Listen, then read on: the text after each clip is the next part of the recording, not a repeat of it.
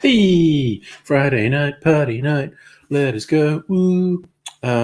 Getting warmed up, finishing off an energy drink, so I have some energy to do it. Hello, Megaleech, that's from half an hour ago. I don't know if you're still here, or if you have come back now. I think the energy drink's doing its job.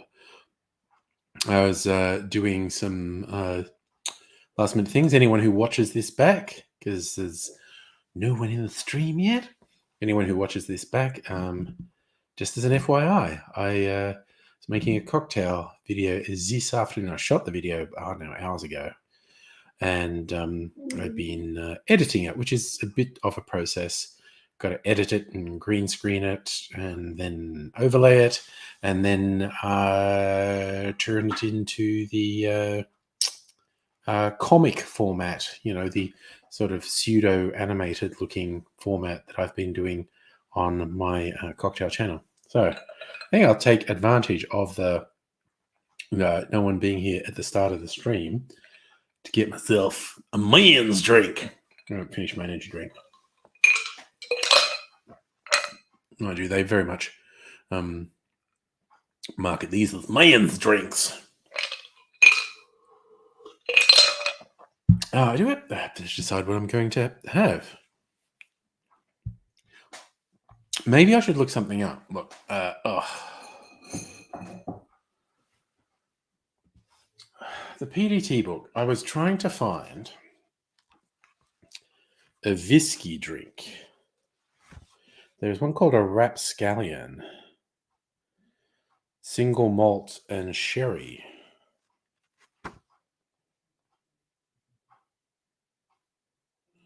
When the cocktail delivered a wee bit more than expected, the name rapscallion was given to it. Speaking of rapscallions, hello, Kirsten. Hello. Megaleech.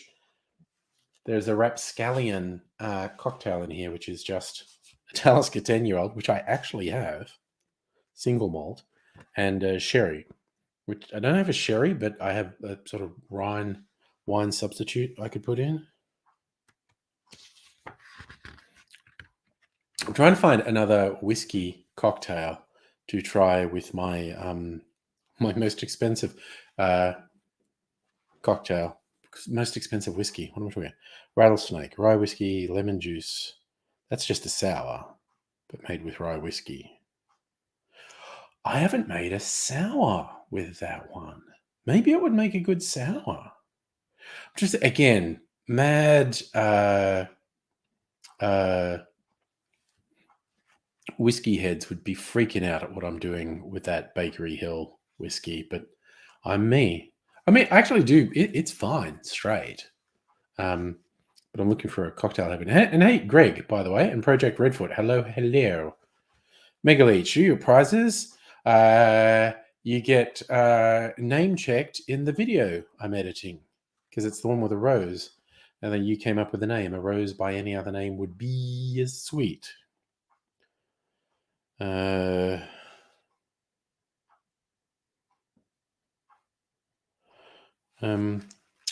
Let's see. Okay, I'm now leaning towards making a sour. Yeah, okay. All right. Kirsten, you're saying a sour. Okay. You know what? I'm easily influenced, Kirsten. Oh, actually, speaking of name checks, the other thing that gets name checked in the video I'm doing tomorrow is Archie Rose, because I use O to B and the lime gin. You wore purple and people were shocked. See, I'm wearing purple. Actually, I'm not sure if that's coming up very purple. It looks a bit more blue on my screen, but it is quite purple in real life, I assure you.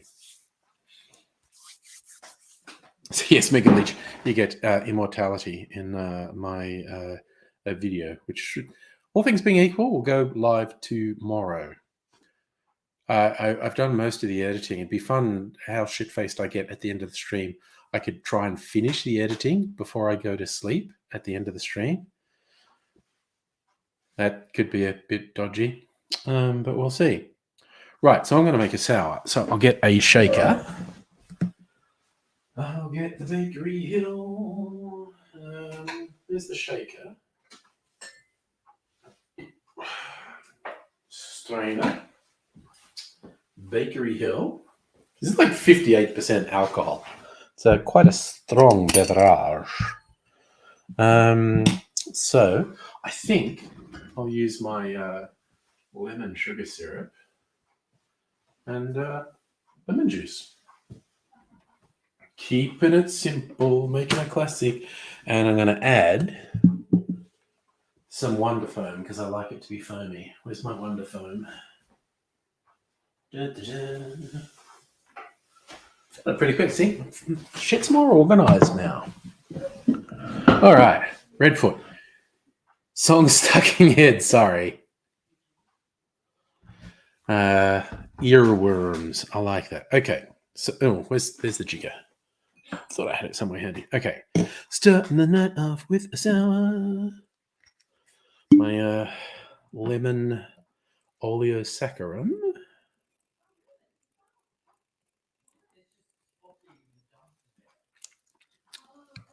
Oh man, that's good. Making some more of this because it's so good. Lemon juice. Oh, I'll put the Bakery Hill and then wash it out with the lemon juice. Oops, a little bit generous. But then again, I'm generous to myself. I like myself. Oh, okay. I wondered what song got stuck in your head. I didn't remember saying anything. So I've never heard of that. Start Wearing Purple by Gogol Bordello. No, I don't know that. No, sir, I don't know it. Gotta get some more lemons tomorrow. Go to a proper fruit shop and I'll make some Wonder Foam. No, Wonder Foam. Super juice. Jesus Christ. I haven't been drinking and I'm saying wrong words. Holy fuck, we're going off the rails tonight, if that's any indication. Right. And I might put some Angostura bitters in here as well. Because that always goes well. Right. Angostura bitters. All right. All right. Doing the dry shake because we want it foamy. Don't even have to turn the mic off because a dry shake is quiet. Just gonna get some funky rhythm going. It's the Copacabana. Da, da, da, da, da, da, da, da. That's the Copa. Fall in love. Don't know if that's getting foamy. That's weird. Say la vie, I'll live if it's not. Right, ice.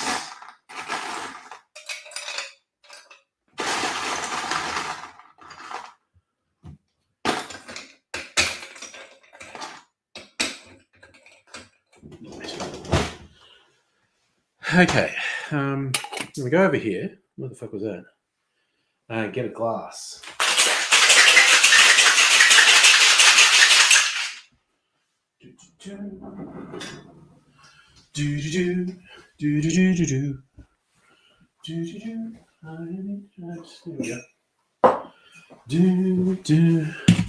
Right, now I will actually turn off my mic for a second in case anyone's wearing headphones because it'd be too loud.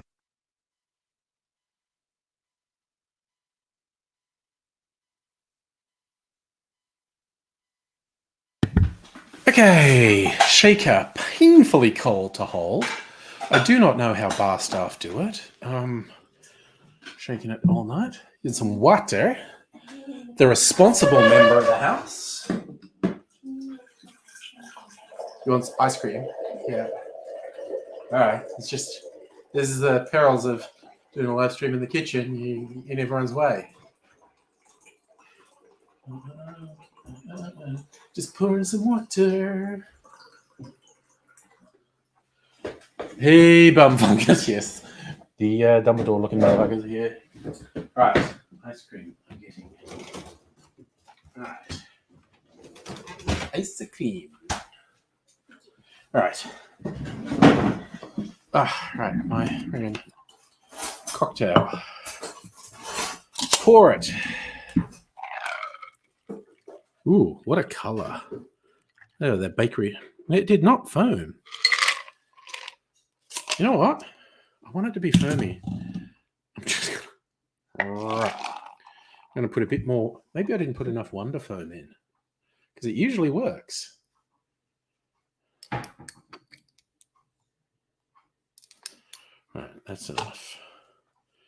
I'm going to give it another shake.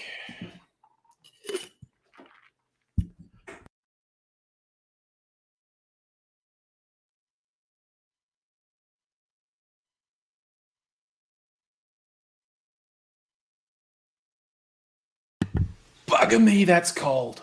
Bugger me. Bugger me, my hands are sore now. It's ridiculous. Anyway, I'm just going to deal if it's not foamy. Let's pour one out for the homies. That's foamy for the homies.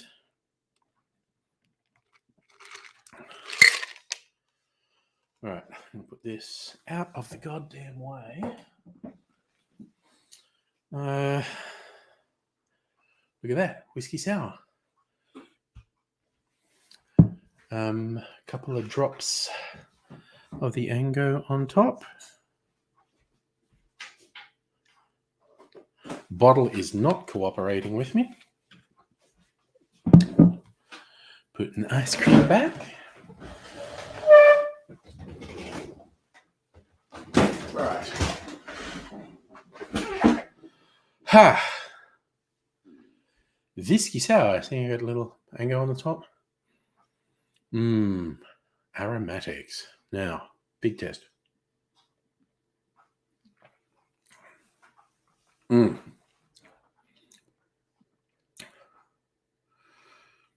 That is pretty good. Jesus Christ, that Bakery Hill's a really bold taste.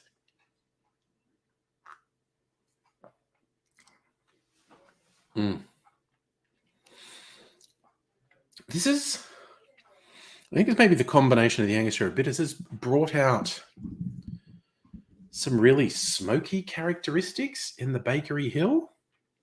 It's one of the things I'm always fascinated about with cocktails, spirits generally. Having them in different ways brings out different flavors. Like something as simple as diluting a spirit can bring out just really different flavors. And hello, Dr. Abigail. Nice to see you. Starting the evening by making myself a whiskey sour with a really high proof whiskey, almost 50% more alcohol by volume than your average whiskey. So this is like 3 standard drinks. Wowzers. All right. Think this is not bad. I think orange bitters might have been better. I don't know that I'll do it again tonight, but I might do a sour with the Bakery Hill another night and use orange bitters instead of Angostura, just to see the difference. Right, so we're gearing up. It's a party night, getting ready. If there are any other whiskey drinks that I want to try in here. A Red Devil, Geneva, tea-infused vermouth, persimmon. That's really specific. 3 slices of dried persimmon.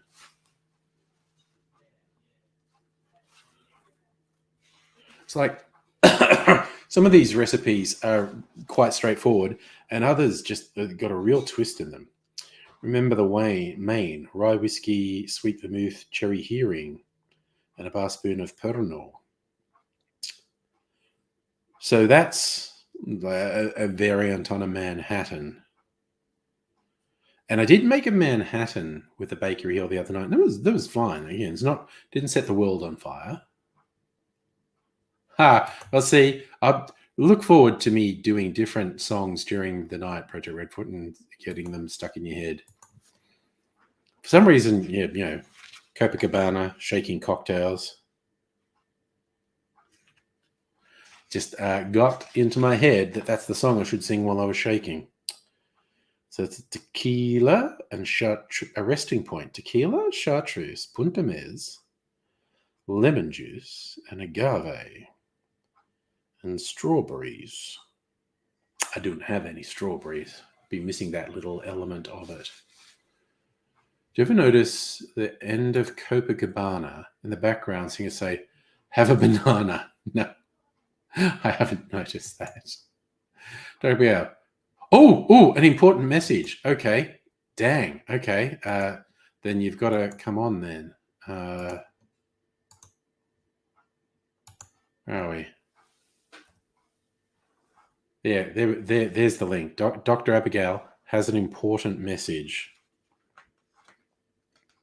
And I don't know if it's just to abuse me for calling Tolkien racist, but... What's it? A Reverend Palmer. Whiskey, lemon syrup, and bitters. It's basically this, except with lemon juice as well. Rhubarbarita.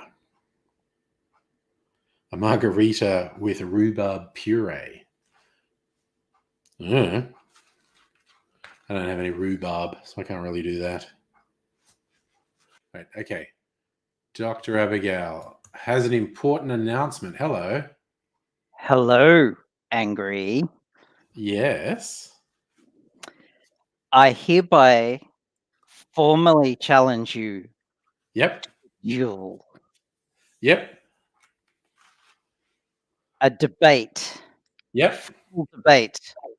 Yep. Structured, begin, middle, end, judges, debate style, everything on Okay. the racism of Tolkien's works. Yep. Now we've both established that Tolkien himself is in fact not racist. He is by the on standard of his record. day. He's exactly. not promoting a racist agenda.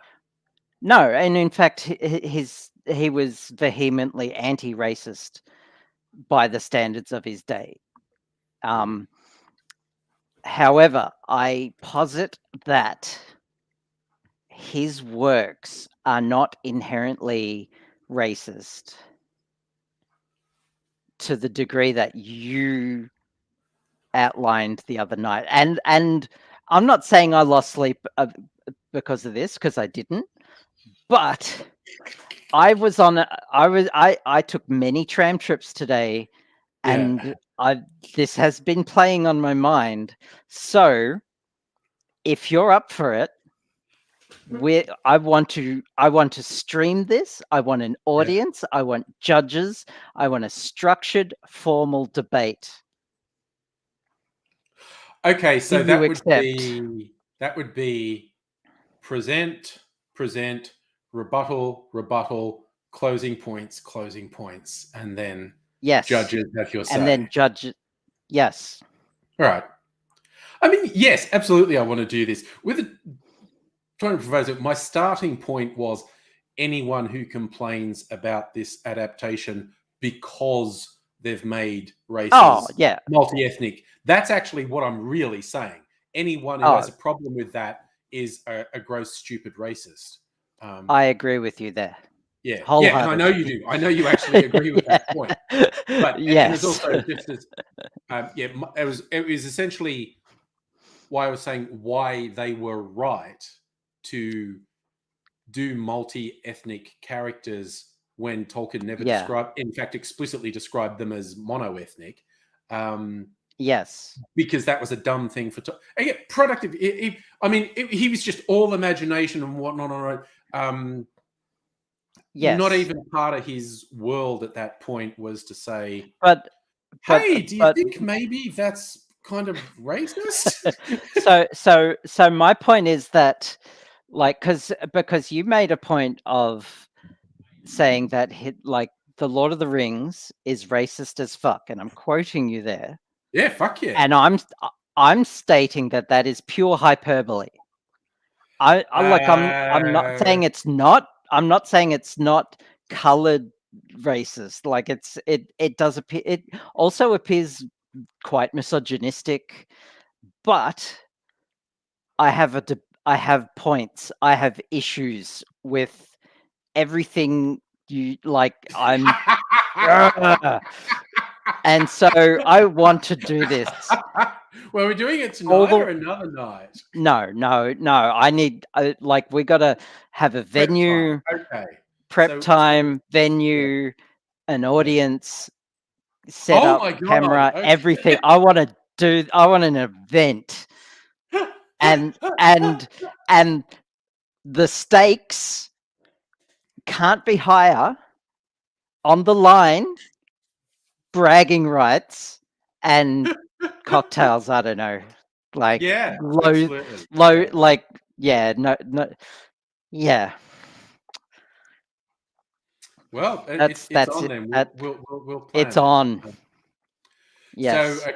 even not saying I'm doing it to appease you or something, but I am going to record a video this weekend, and it's going to focus mainly on anyone who does that. Oh, why is like, well, you're dumb and racist. I am still going to make the Which point. I agree with. The light, fair, pure race, good, dark, gritty race, bad. That's racist by definition. And he's one step. The one that really does it for me, that pushes it way over the edge, is the Southrons and the Easterlings. The races of men who side with evil are variously described as swarthy, brown, and black. And it's just like, dude. Well, okay, so I'm going to save it for the debate. Are you going to say that? I thought you're going to give away your main point. I can undermine you later. No, I just don't want to just pop a cork right now. Like, seriously. Because, like, I mean, if that's all it was, then yes, I would agree with you. But there's way more to it than that. So, way more, worlds more. So, we'll prepare this. We'll do it. We'll make a time frame. We'll get it. We'll get a place to do it. I'm at Nettie's place, by the way. This is yes, Nettie's I noticed the different area. decor. Yeah, she is currently on a plane heading back to Melbourne. Oh, she's coming back from Sydney. Coming back from Sydney. I am looking after young Mrs. Nettie, who is sequestered in her bedroom, where she hangs out all the time. Yeah. But I've done all the child minding, babysitting duties. I've fed and taken her to school and fed her and looked after the pets, and all I have to do now is wait for Nettie to get home, and I'm good. All right. Yeah. Nice. Cool. I'm glad I got that off my chest. I feel much better now. I'm getting a message. Yeah, I was there. Redfoot. It was swarthy. A dog was like I said, dude. I'm not joking. The bad humans are variously described as swarthy, brown, and black. They are somewhere between African, Middle Eastern, and East Asian. It's not even it's subtle. And again, I think we both agree, if we had a time machine and we went back and said, dude, racist what the much? fuck? Yeah. What? No, they were just from a different part of the world. Yeah. Okay, so there is a letter that he published because he was a professor during World War II and the rise of Nazism, and he had a lot of followers of the Third Reich write to him in support, thinking that his works supported their cause, and he vehemently opposed that, and often lamented that he wasn't Jewish because he thought like he thought Because very he'd be highly running the world of Jew. banking system if he was. Sorry, is that why he wanted it?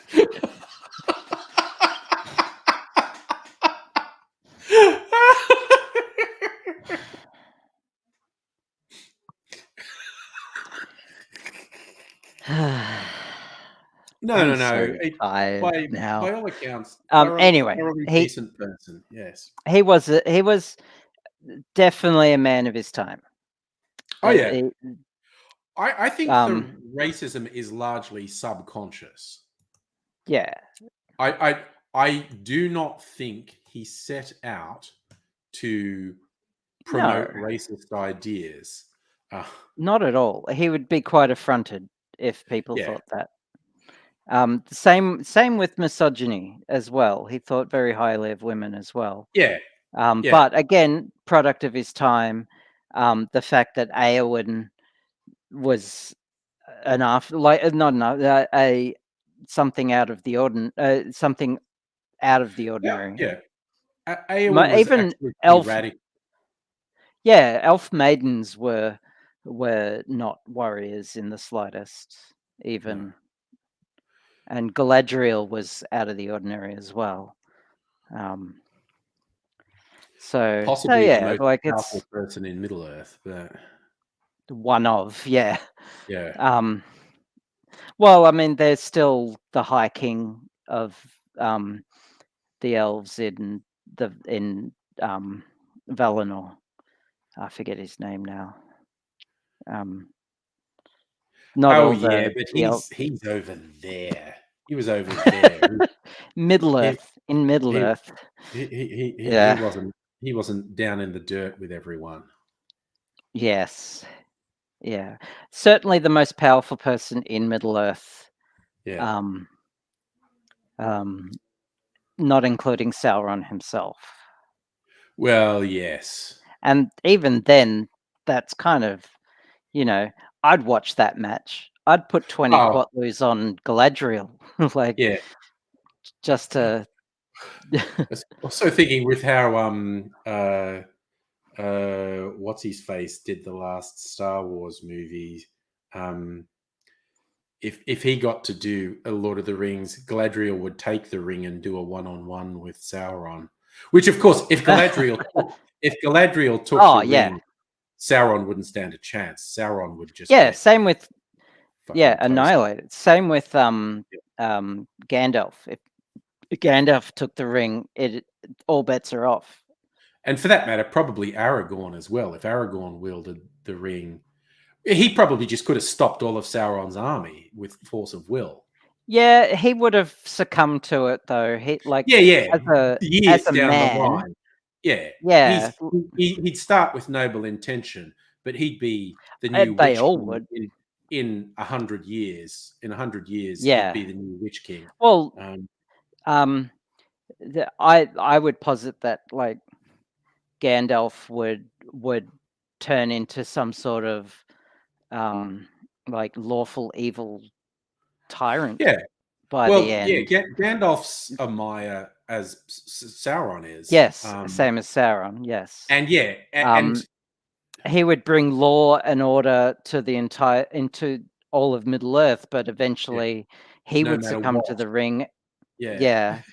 Yeah, Galadriel, if she took it, she would cover the world in like forest and like she would like bring nature and beauty back, and eventually just it would become uninhabitable. Yeah. That's I think how she would succumb to its evil. But she has that great speech where it's like, oh, you want to install me on the crown? I'd be beautiful and terrible. All would love me and Yeah, fail. and It's like, despair. yeah. Yeah, She would actually her she would create a vision of perfection that would drive people to insanity. And as you say, possibly just, you know what, that city is actually fucking up my forest. I'm going to turn it into forest. And still nobody would rally against her because of the power she would emanate. And yeah. So I'm going to say, hello, Big Pat. What are you doing, mate? Hello. I just love you, big hoodie, and you're hanging out in a shed somewhere.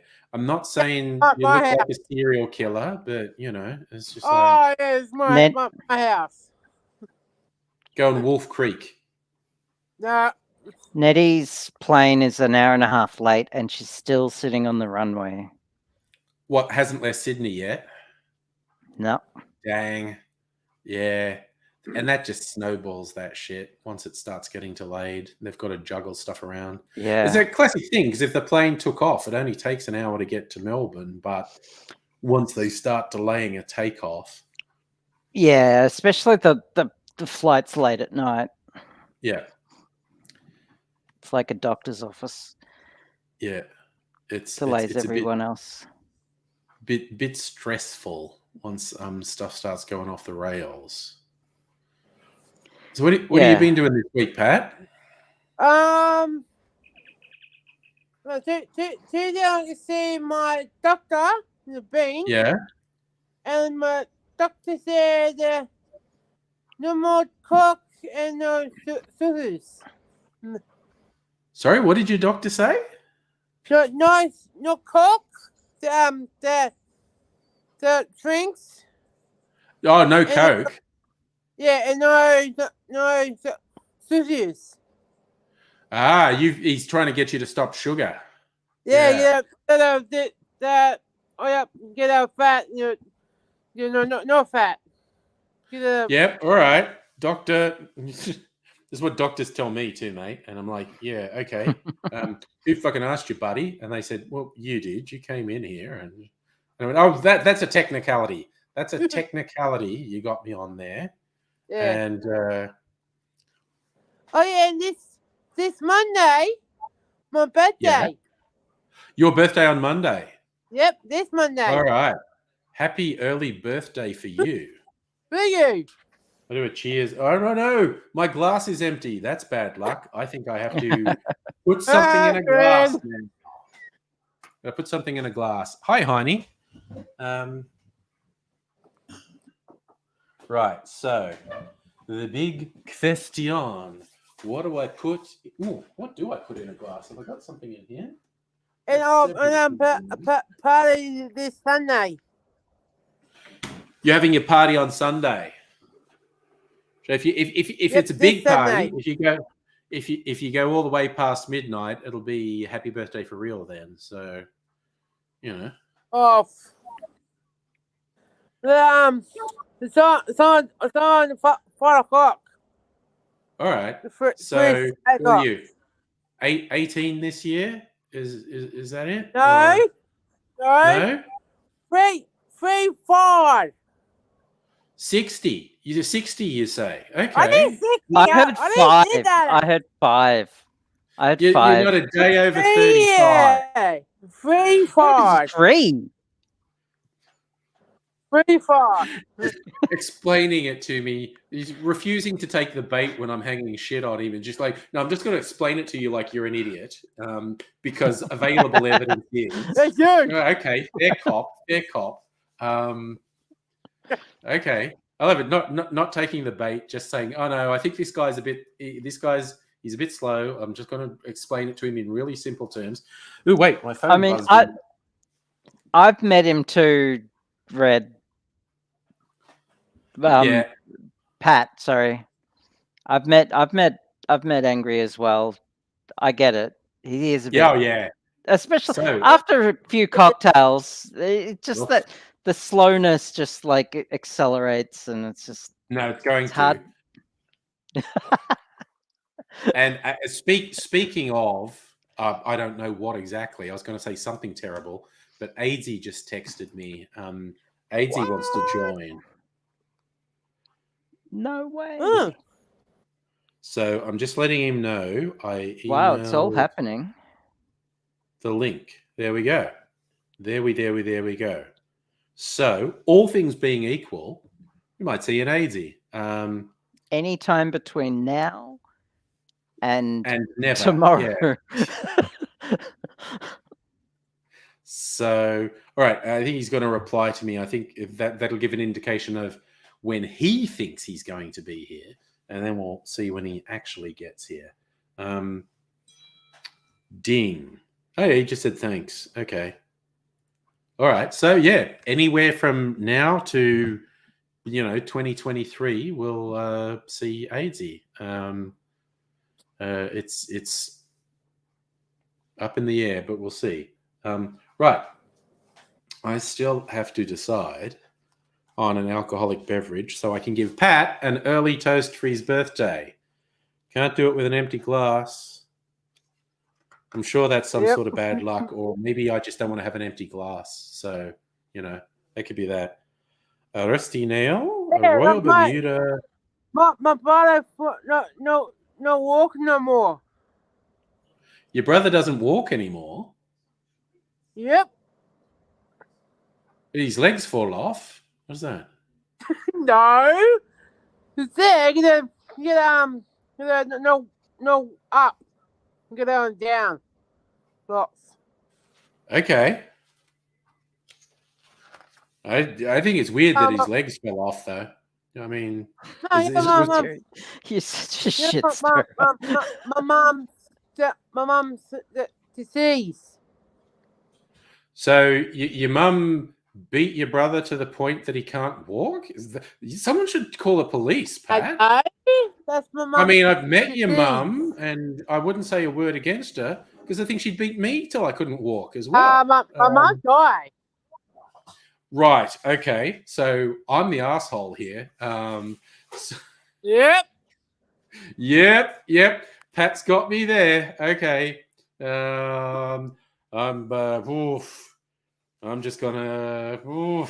How do we walk back from that? And look, he's loving that I'm on the spot here. Oh my god, that's wicked evil, Pat. That's all I'm saying. Yep. You're bad. I am. I'm a bad man. We've established I'm a bad man. Oh dear. Ooh, maybe a Sazerac with that Bakery Hill. That could be a thing. Still deciding though. Or what is? Wait a sec. Is there a vieux carré recipe in here? Well, I just look up a vieux carré. Zombie punch. I should make a whiskey zombie. Because a zombie's just a whole bunch of different rums in one go. Here we go. Vieux carré, rye whiskey, cognac, vermouth. Okay, I'm going to try and make a vieux carré with this Bakery Hill and see what it's like. All right. Yes, Megaleech has hit on the winning thing. The only thing I can do now is drink away the shame. So I will be under the table, combination of hiding in shame and alcohol poisoning. So that's coming up. So we'll do that. What do I have to get? My Benedictine. Okay, so in my new exciting setup, the Benedictine's in the next room. I have to go in the next room. I'll just take... Oh, no. I've actually got the Benedictine here. I'm more organized than I thought. All right. So, Benedictine. Grabbing that. All right. Come on. Settle down.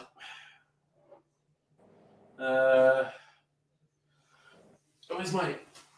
Peychaud's Bitters. Where are you? Here we go. Barrel-aged Peychaud's Bitters. I'm going to get that. I got that. I need a cognac. We do Hennessy.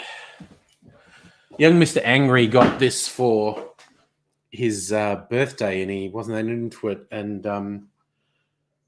And Hennessy's a bit of a hype name, and it's kind of themed with this NBA thing. And something about, I don't know, the packaging just looked really cheap to me. And I thought it was an old thing that someone got on sort of sale or something. And I happened to look it up, and no, it's something that's out now, and it's actually quite expensive. So it's a pretty goddamn good birthday present, except he doesn't like it, so it's my birthday present now. So, although I did make him a cocktail with it. Anyway. All right. Quick consult of the recipe. 111.25 --. Okay. Need my sweet vermouth out of the fridge. And I am just going to make this in the glass because that's how I do. So I get my big old glass. I said glass, not ass, but my big old ass who's following me around. Not what I heard. Around the room. Yeah, it's not what I heard. Hi, Carl. How's it going? Right. What? Oh, yeah. I thought I approached the fridge with intention. The intention was to get a big old piece of ice for my big old glass. I want a garnish as well. Okay. Cherry, orange, a peeler. Okay. We're doing good. And hi, Maddie Gates on Twitchy. You got a hello from Maddie, Big Pat? Yeah. Oh, hello. Right. So, putting this together. And put in some of that, a little bit of this. Now I'm doing another song, Give Someone Else an Earworm. What was that? That was Fat Boy Slim, Weapon of Choice. We go, a little bit of this, a little bit of that, a little bit of this, a little bit of that. You can do it up. Right, cognac. Without rhythm, you won't attract the worm. The worm, yes. Oh my god. Okay, speaking of June, I was one of the things I watch a lot of on YouTube are trailers for movies and TV shows. You know, see what's coming up. And there was a trailer for June, and I thought it was like a teaser trailer for the second June movie. And I watched it and I was like, wait, did they recast Paul Atreides? They made him much. They've got and I'm watching it and I'm going, and you know, there's all this stuff happening. It's pretty cool visuals. And then I was going like, what does that guy look so weird? And I was just like, is this a CG? Oh, it's a fucking video game. So it was actually a fairly good quality rendered character that was Paul Atreides. Yeah, that's why he looks different, because it's a video game, not a movie. But the scenery. That's how they get you. Yeah, the scenery was so well rendered. I thought it was a movie, and it's just when it showed a clear shot of Paul's face, I was like, "Hey, that's not Timothée Chalamet. Did they recast and make him older?" And then I was going, wait, why does his face look funny? And then it's like, oh, it's a video game. It's so yeah, they're doing a open world MMO June game, which I assume is actually going to coincide with the release of the second movie, Part 2. Yeah. Cool. Yeah, I'm all for it. I like that sort of game. Oh yeah. I look my Facebook. Yeah. And on Monday, I saw soon Batman 2's on soon. Facebook was acting weird this week. Did it act weird for you? I didn't see it, but a lot of people said when they went on, all they saw were other people's posts posting to fan sites. Something had gone very weird. But you saw something about Batman, Pat? Yeah, Batman 2's on pretty soon. All right, another Robert Pattinson Batman movie, or Yeah, or I haven't seen that Robert Pattinson Batman movie actually. I'm assuming it's going to be free on the streaming sites soon, and then Batman I'll 2. watch it. It's not bad. It's Yeah, no, it's that's what I long. heard basically. It's very long Yeah. and it's dark and gritty this time. Oh my god. The best God. joke I heard about that, you know, Watchmen. Did you ever read the comic Watchmen? I did, yes. There's a bit where Dr. Manhattan, like he sees all time at the same time, and he's talking about different bits in his life, but he sees them all now, and it's like it's 1965 and this is happening. It's 1975 and this. There was this thing of Dr. Manhattan, and it's going like it's 1989. There's a Batman. It's dark and gritty, and then he goes forward a few years to the north. He goes, I'm going to see a Batman movie. It's new and dark and gritty. And then it's got the new one. It was 2020. There's a new Batman. It's dark and gritty. And it was such a good joke.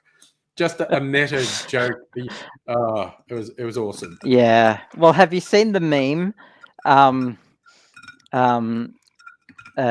They have each Batman movie, and this time darker and grittier, and they just filter it darker and darker and darker, and then like coming soon in like 2025, the new dark and gritty Batman is just black. Yeah. Which is the only place for it to go, really. Yeah. Not dark and gritty, but for whatever reason, again, speaking of things on YouTube, probably because I watch trailers, there's these clips from one of the DC animated shows, and I've never really watched them, but a lot of people like them. And there's this one that's like an alternate Earth thing. The Joker goes straight, like he doesn't want to be bad anymore, and he has a family, like he's married a single mum, and I've seen that one. Yeah, and his wife's Hispanic, and he's very protective of the son, and there's a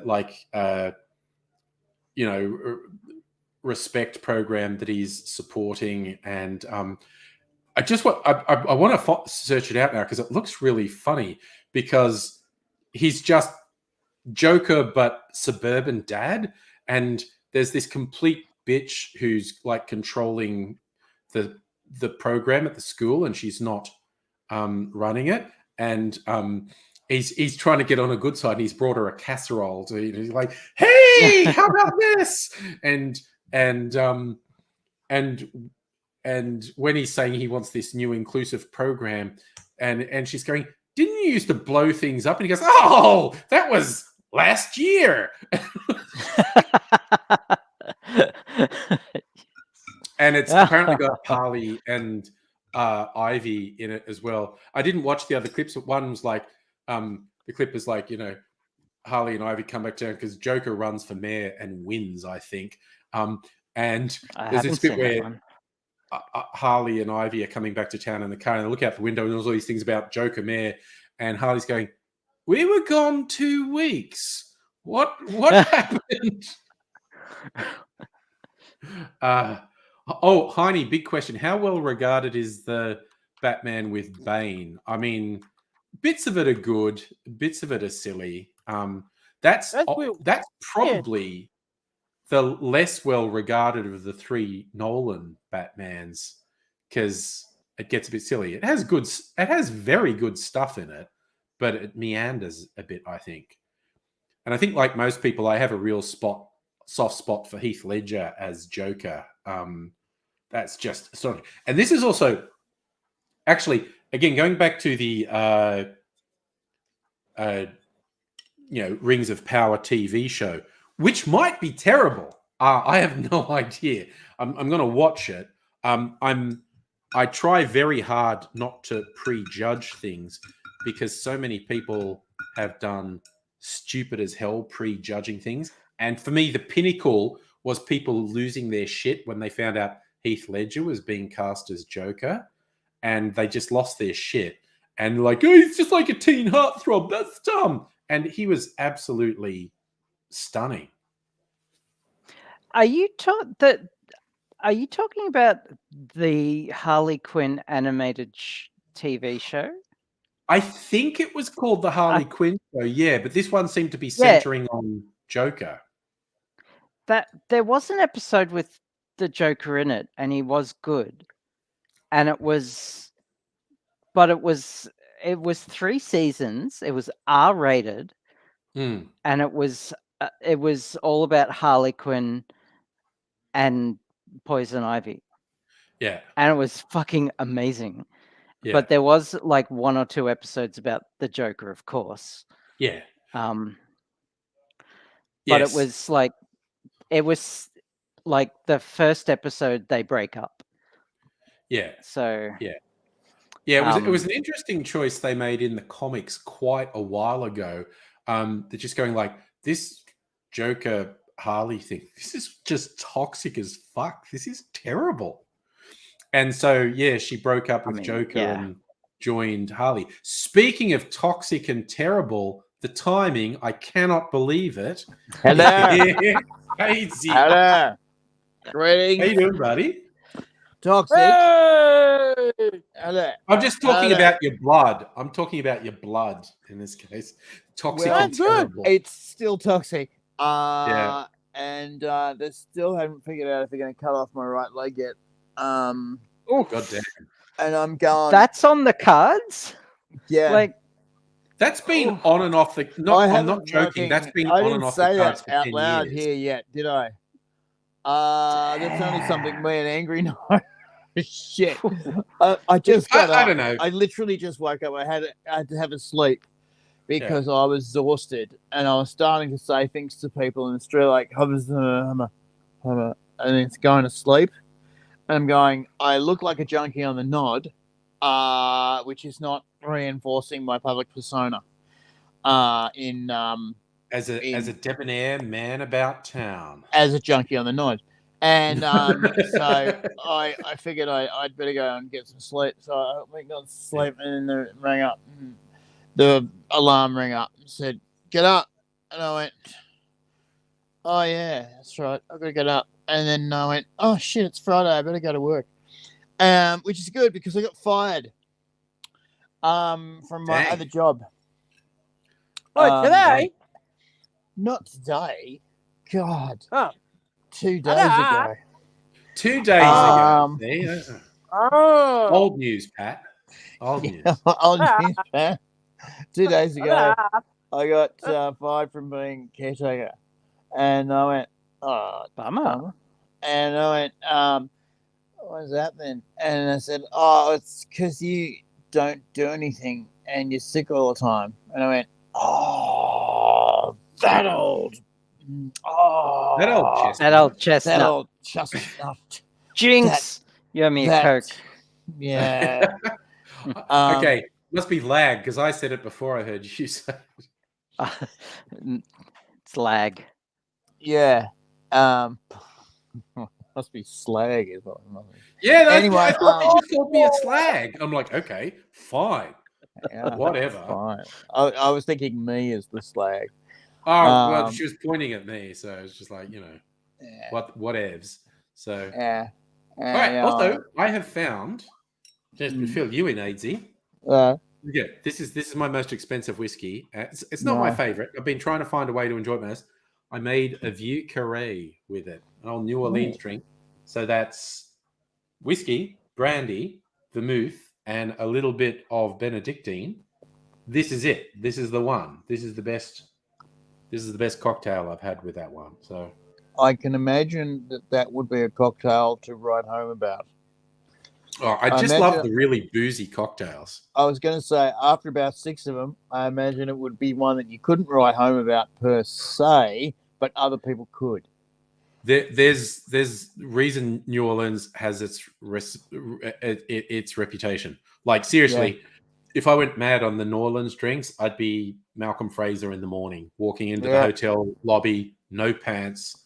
I have no idea how I got here or who I am. Again, people don't tell that story often enough. Former Conservative Prime Minister Malcolm Fraser wandered into a hotel lobby, no pants, going, "Hello, I don't know who I am or where I am. What's happening?" It was really, apparently, he was really forthright about everything. Yeah. And it happened to be his hotel. Yeah, someone happened to be slipped him where a he was Mickey. staying. You know, it happens to the best of us. Someone slipped him a Mickey, stole his pants rather than just his wallet, and whatever the fuck they put in his drink was so strong he was still extremely disoriented. Like 8 hours later. Well, this is the bizarre thing. It was in Asia. I don't know. I can't remember if it was in Bangkok or Kuala Lumpur. Yeah. It was in one of those two. The staff didn't freak out. They went, this is an ex-leader of a country. They knew who he was, right? They said, okay, this way, sir. And they took him up to his room and they said, now we're going to bring some doctors in that to have a look at you and we're going to sort all of this out. And of course, aides sort of started to rip into, political aides, diplomats started to race in from the embassy going, fuck. And they were allowed in sort of one by one and told, be careful, be gentle. And this is by the staff. And then the doctor turned up and took a blood sample. And they said, all right, now, matey, I'm going to give you something to help you sleep. And we'll talk again in the morning. But have a good sleep. Okay. And he crashed out. And in the morning, he's gone, I had a dream that I was walking around with no pants on in Bangkok. Fucking weirdest dream. And they went, Malcolm, mate, not a dream. He's going, oh, where's my wallet? His wallet turned up.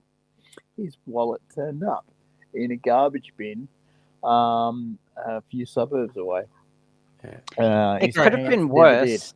It could have been worse. He could have been driving at the time and then crashed into someone's fence and into their actual house, which is what Tim Smith did. So I looked at, I was saying New Orleans, but in the back of my head, I was going, it was Memphis, wasn't it? And I looked it up. It was Memphis, October 1986. So it's like the 26th no, Jesus Christ, I can't tell. Oh my God, that's 46 years ago. No, sorry. 30. It's a long time ago, and I'm upset. It's nearly 40 years ago that it happened. 35 years ago. Memphis, is that where Malcolm Fraser was? Doesn't mean anything. But yes, he rocked in, wrapped in a small towel, complaining he'd lost his $10,000 Rolex, passport, wallet, cash, and trousers. He'd been rolled. He'd been completely rolled. Oh, yeah. And apparently some people go, well, you just got drunk. I go, no. Someone slipped him a Mickey. They rolled him. He did. Yeah. He checked into a dodgy as fuck hotel at midnight and paid with $100 bill. And then the next time anyone saw him was the next morning when he stumbled down going, where's my pants? And so I think he'd already had the Mickey slipped to him before he got to the hotel. And someone went, go up and give him $100 and get a room. And he's going, okay. Right. And get a room and we'll get it on. Yeah, all right. And then he's lost consciousness and woken up 8 hours later. Missing he's watching his pants. This Monday. Yeah. Oh, yeah. It's Big Pat's birthday on Monday. Speaking of people who are going to wake up with no pants and don't know where they are. That's you. Yeah, see? He does. He's admitting it. That's the thing he does. He's continually being found pantsless. I just commend that behaviour because you don't know that I'm only sitting here in my underwear. It's the internet. Nothing exists outside of this frame. The thing is, eventually, I'm going to have to get a drink from my fridge, which means I'm going to have to stand up, which means you're going to see the glory of my. You could turn your camera off. Or point it away so my channel doesn't get shit Not banned. gonna but, fucking do any of that. Fuck, I'm just gonna have to be really quick to shut Yeah, down. man. I know. White cottontails basically meant for adult incontinence. I mean, they're the most least hot thing you've ever seen. I mean, people will go, "Oh, age is looking hot." Oh, not now though. Unless that's your now, thing. Unless that's your thing. Equally though, people still don't want to see it. Well, yeah, I don't know. Maybe some do. Everybody wants to see that. I don't see Pat looking away. Yeah, no, he's up for it. No one's looking away from Oh, me. look at that. Who wouldn't want to see me in the nutty? I don't understand what you're saying. Look, I've watched Code Grey. Man, and you thought, I'll have some of that. Well, everyone does. I mean, some of it, actually, we had one time, one guy in the audience went, nah, not for me. Got up and left. One time. Well, and I was going, warning was there. And I was just going, that's fucking amazing. Like, one time. I just, like, we never once had a full house. Never once. We were always one or two away, which pissed me off. But anyway, because I really wanted that full house sticker on my on the board. Yes, on the door, yeah. But it was a big board out the front. Because you was town hall. Again, hall. For anyone who doesn't know the detail, we're all class here. The show was in town hall, the prestigious Melbourne town hall. Part of the what was the funding you got called again? The Moosehead Award. The Moosehead. You were a Moosehead show. Basically, for those who don't know, if you want to put on a show that is sort of different and has some sort of artistic merit and whatnot, but might not have the commercial sort of the idea is it would probably not be put on if it was just left to run in the wild. It would probably not go ahead. And if you impress this panel and say, this is my show and this is why it should go on, they give you the funding to do it, and they put you in town hall, which guarantees you an audience because you're there in the town hall. And that's fiercely contested. And AIDS's pitch for Code Grey, they went, yeah, we'll have that. That is not a small. Which stunned me. I was stunned when they took it off. I just thought, okay, that's fucking great. And they took it on, and I went, well, I'd better do all the things I said I was going to do, like get naked. And one time, one show, one guy said, oh, I can't handle this, and left. I thought I would get like sort of, I don't know, maybe a 50% walkout every night. I really did think that was going to happen. Yeah. And no, one time, one guy. Yeah. And I just went, okay, fair enough. People can handle art. My personal favorite, and again, people were carried along by AIDS's storytelling. My personal favorite, because I wasn't there every night, but I was there a lot of nights. I shot it quite a few times to get everything.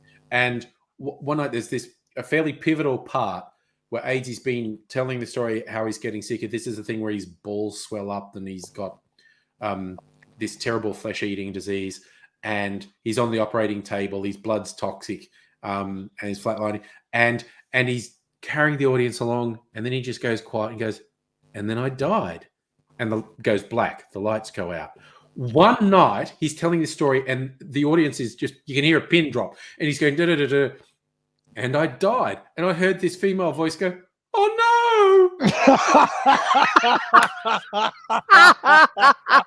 I swear to God, after the show, ourselves laughing. And a boyfriend come up saying how much they loved it, And it worked out she was the one who went, oh no. And the boyfriend's going, yeah, she fucking lost it when you said you were died. She was so upset you were dead. And I'm going to her, he's on the stage. And she went, oh yeah, she was so wrapped up in the story when Aidsy goes, and I died. She went, oh no, he's dead. That's awful. And the boyfriend's Dude, going, she he's lost on the it. stage. She He's fucking right. lost it. And me and Tim, the other guy that was working the show, we were going, bite your lip, bite your tongue, bite your cheek, because we were shitting ourselves, laughing, going, how can you not know? How can you not figure out that like he Just made it? absolutely wrapped up in the story. Absolutely wrapped That up is in the story. hilarious. It was so good. I did. When it actually happened, people wanted to know about it, and I was telling bits of it, and I didn't want to make it like a horrible experience. So I did sort of just do it in a either in a matter of fact or in a fun-ish way. This is just people, humans, just friends, right? A lot of them were comics, yeah. Like, what the fuck went down? And they sort of expect you to speak in their language anyway. And one time I'm telling the story. Well, I'm telling one bit of the story. This girl faints and bangs her head on the table that she was standing in front of. Tegan, wasn't it? It was Tegan. And we had to take her off to hospital. Yeah. And I'm just going, Jesus. And her boyfriend and another friend said, man, you can't tell that story like that. You can't be telling people that story. It's too awful. It's too much. It's just too much. And when I did it in the show, I left out a whole fucking chunk of the story because that was the bit that fucking wiped her out. And to be honest about it, I did actually tell the same bit of the story to someone else who was starting to faint. Yeah. And I went, okay, I get it. Don't do that. This Don't is a bit fucking much. do that. This is a bit much. Yeah. There was another bit of the story that never made it to the show that I told a couple of boy comics. Right, do 3 boy comics, and one of them's a big tough guy. Right, he's a big tough guy, and as I was telling it, I could see his eyes start to roll in the back of his head, and I went, "No, it's all good. It's all good," and I shut it down. And he said, it's not contagious. And I went, no, not contagious, man. It's never going to come anywhere near you. Hello, gorgeous. I really want to hear these. I really want to hear these stories. I will tell you them. Yeah. But Dr. Abigail loves medical horror. It's just like. And in the perfect juncture, I will tell you the stories. You and I have got to hook up anyway for the training. Yes. Yeah. And I have got to admit that my training has been lax because I've been sick for a month and a half, and I've got to get back I've got to get back on the horse. How do you want me to contact you? Phone? Do you have my phone? Yeah, I do. I've sent you pictures of my boobs. You have, and they were great. They were fucking great. I remember them quite well. They were awesome. I remember them. Yeah. Yes. Call me. Yeah. We'll get together. I have more time now. Can I text? I've been fired. Because cavemen call.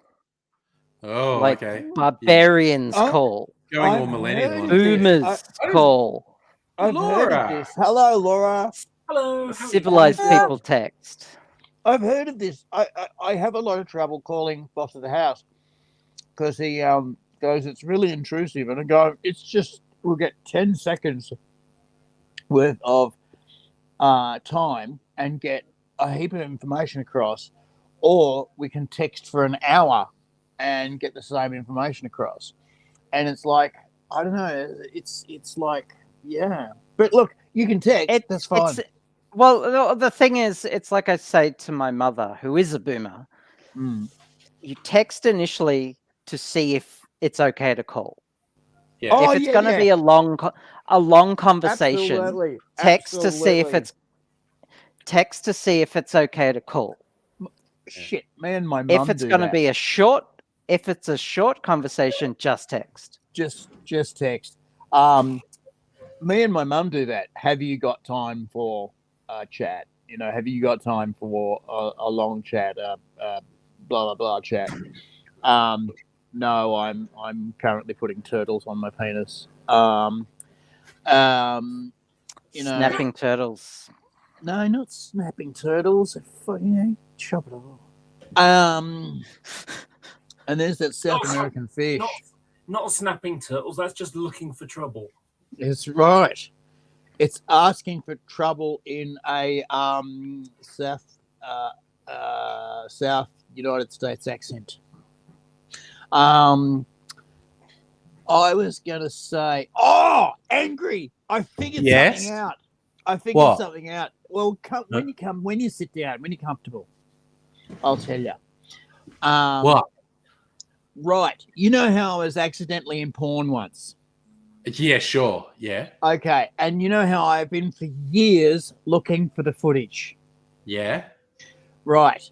Well, I went, because when I finished, they said, come back and you have some more work. And I was looking at the money I got and went, yeah, I don't fucking do that. And I was on a lot of drugs at the time and was going, this is fucking good. You have sex and get money. And so then I went back to them and they had like tax forms and shit to fill out. Like it was a legit job. I'm going, yeah, I guess. Real? Yeah. I'm going, yeah, it's a for real thing, dude. You got to pay your tax. Otherwise the government comes after you. I'm going, you're fucking each other on camera. And they're going, yeah, it's legal in Canberra. And if you don't pay your tax, they will hunt you down. Anyway, so they asking me all these questions and they got to my age and I told them my age and they went, you what? And I went, blah, blah, blah. And I'm not saying it because last time I said it, we got in a lot of trouble. They went, oh, no. And they literally grabbed the paperwork and were crunching it up as they were talking to me and were sort of looking at it and trying to figure out what they could redact, delete, burn. And I think they didn't put it in the bin. They put it in a separate pile because I think they were just going to burn it. Yeah. And they went, okay, so you are that age now. Right. And I could see in their heads they were thinking you were that age 2 weeks ago as well. Shit. And I have a feeling that they've got that film and they made it go away. I have a feeling that's what happened. And because I asked them, have you got any other jobs? And they said, well, yeah, you could be a cleaner. I went, yeah, right. And I was thinking sweeping floors. No, that's not what a cleaner does. That's wear the rubber gloves and take sponges in. That's it. They were really good to me. I was the PPE was really, really effective, and they said never ever take your goggles off because the chlorine solution is actually quite strong, and the perfume solution that you had to spray after was actually quite strong as well. But the actors had to get back on those couches, chairs, beds, and it had to be dry and it had to be ready to go. And they had set up. They had 6 sets, right, arranged in a circle. 3 sets were for each movie. And so as the actors for each movie were resting, the actors for the second movie were working. Yeah. And then they would just put the camera was all on it, and sound stuff was all on a turntable, and they would just turn the turntable, and they would be looking at the new set. And the actors would be ready to go, and away they went. And I would be chasing the turntable behind the action, cleaning up the sets. And it was really good. I mean, I thought, yeah, cool, I'm going to get to see porn all the time. Yeah. After about 40 minutes, that's no longer interesting. It's just a lot of work, cleaning. Well, And, you see some guy do a Herculean effort at the money shot, and you just say, oh, come on, man, I've got to get all the way over there and get that. And you just go, what am I doing in my head? If I saw that on the TV, I'd be going, oh, my God, but in my cleaner's head, I'm going, man, I've got this guy's all over. It's on the walls. It's on the ceiling. Shit, I've got to go and get all. I'm going to need a ladder to reach that. I mean, the turntable's going to go twice before I can, because the idea was I was supposed to be. That's going to need to soak. Like, yeah. Oh, shit like this is going in my head. That was set on set. Oh, that's going to need to soak. Oh, and that was the other thing. If they had any. That's going to need to soak, just like the mind bleach. Mind bleach, yes. They had sometimes they had like soft furnishings, like bed clothes, linen, stuff like that. That stuff just came off and went into the laundry hamper, and the laundry women did that. And they were so fucking good. At the end of lunch, that stuff was ready to go back on the bed. They could grab like a full bed's worth of linen, get it washed, dried, cleaned, pressed, and back on the bed in like 2 hours. They were amazing. Like, they were really good. They were Vietnamese and didn't speak a word of English, but they moved faster than the Flash. I had to go in there first and make sure there was nothing obvious. And yeah, so that's how I got my job doing that. And I think that's why I've never seen the footage. It only occurred to me the other day. Because for legal reasons, they don't want anyone to see it. I think that's what it was. I think they basically went, this very underage kid was in a film that we made that's got our branding on. That's an interesting question, because you're old enough to be honest, that rules may have been different then, and what I mean is the age of gay men to be able to to consent. It had just come in that a 16-year-old was allowed to consent for someone who was no more than 2.5 years above 16. Yes. It couldn't be below 16. No. There was a difference between the age of consent and performing, as it were. Yeah. Performing was 18. No question. 18. Forget it. No way. And basically 16 had just come in, and if you were 18 or 20, you could have sex with someone underage as long as they weren't 2.5 years more younger than you. These days, it's 3 years, 5, might even be 4. It's 3 years, and they have discretionary. They have discretionary power, right? So, if someone says, "Oh, you statutorily, went into this young kid and they were only 15 and 2 weeks away from their 16th birthday, and you're going to jail. And it's like, yes, and they've been together 15 years. Okay, maybe we'll let this one slide. You know, Well, it's like, famously, Tracy Lords, who had a bit of a go of going mainstream in the 80s, 90s, she had done a bunch of porn.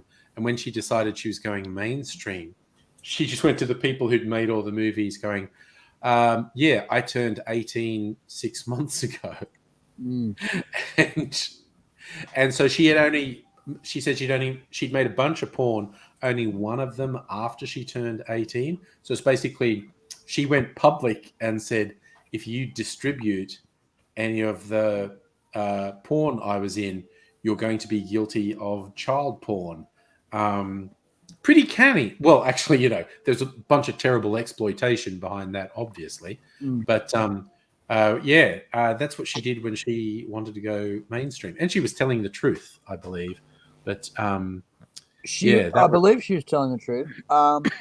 We had a weird setup. We had we didn't have HR as such, but we had our bookkeeper accountant lady. And if you had a problem with anyone or anything, you went up and had a quiet word to her.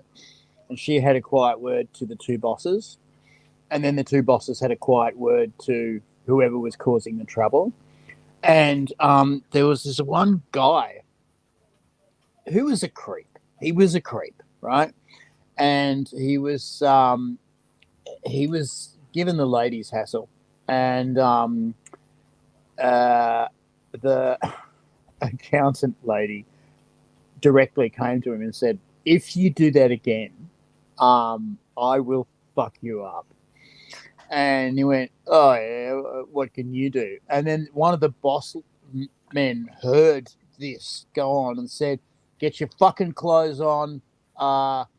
Here's some money for today and piss off. Never come back here. Well, how are you going to finish the movie? No one else has got a dick? Fuck off. And that was cock. No one else has got a dick? Fuck off. And that was how I got fired. And I just thought God. everybody on the set was going. No one's going to notice if they change who it is. One of my favorite movies is Jesus of Montreal, French-Canadian film from early 90s. And because A, having had a Catholic education, you get all the text and subtext in it. B, it's really about actors and whatnot, and the craft and do you sell yourself out. But at one point, two of the actors who are in it, they're doing voiceovers for a porno because it's just been shot, and they have to do the voiceovers and go, "Oh yeah, baby, give it to me." And someone hasn't shown up, and one of the guys goes, "I could do 2 different voices, I guess." And they went, "Yep, let's do that." And so he's going like, "Yeah, baby, give it to me. Yeah, honey, go over here." And that's going on for a while, and it's hilarious. And then at one point, he does the wrong voice into the wrong microphone, and he goes, "Oh shit, I did the wrong voice." And the producer just like puts in his microphone, "Nobody's going to notice." And don't worry about it. Really, don't worry about it. Do you want to hear? Sorry, Laura. That just reminds me of Hercules Returns. Go, Laura. It is, doesn't it though? I thought you might be interested to know that when I tuned in and looking for the link, that's when I already sent you pictures of my boobs. That's an excellent literally point to the first arrive. thing I heard. That's perfect. I mean, that's a what perfect point to arrive. Exactly. I mean, that's what you need. We had a bit of that where we were working as well. One of the guys, how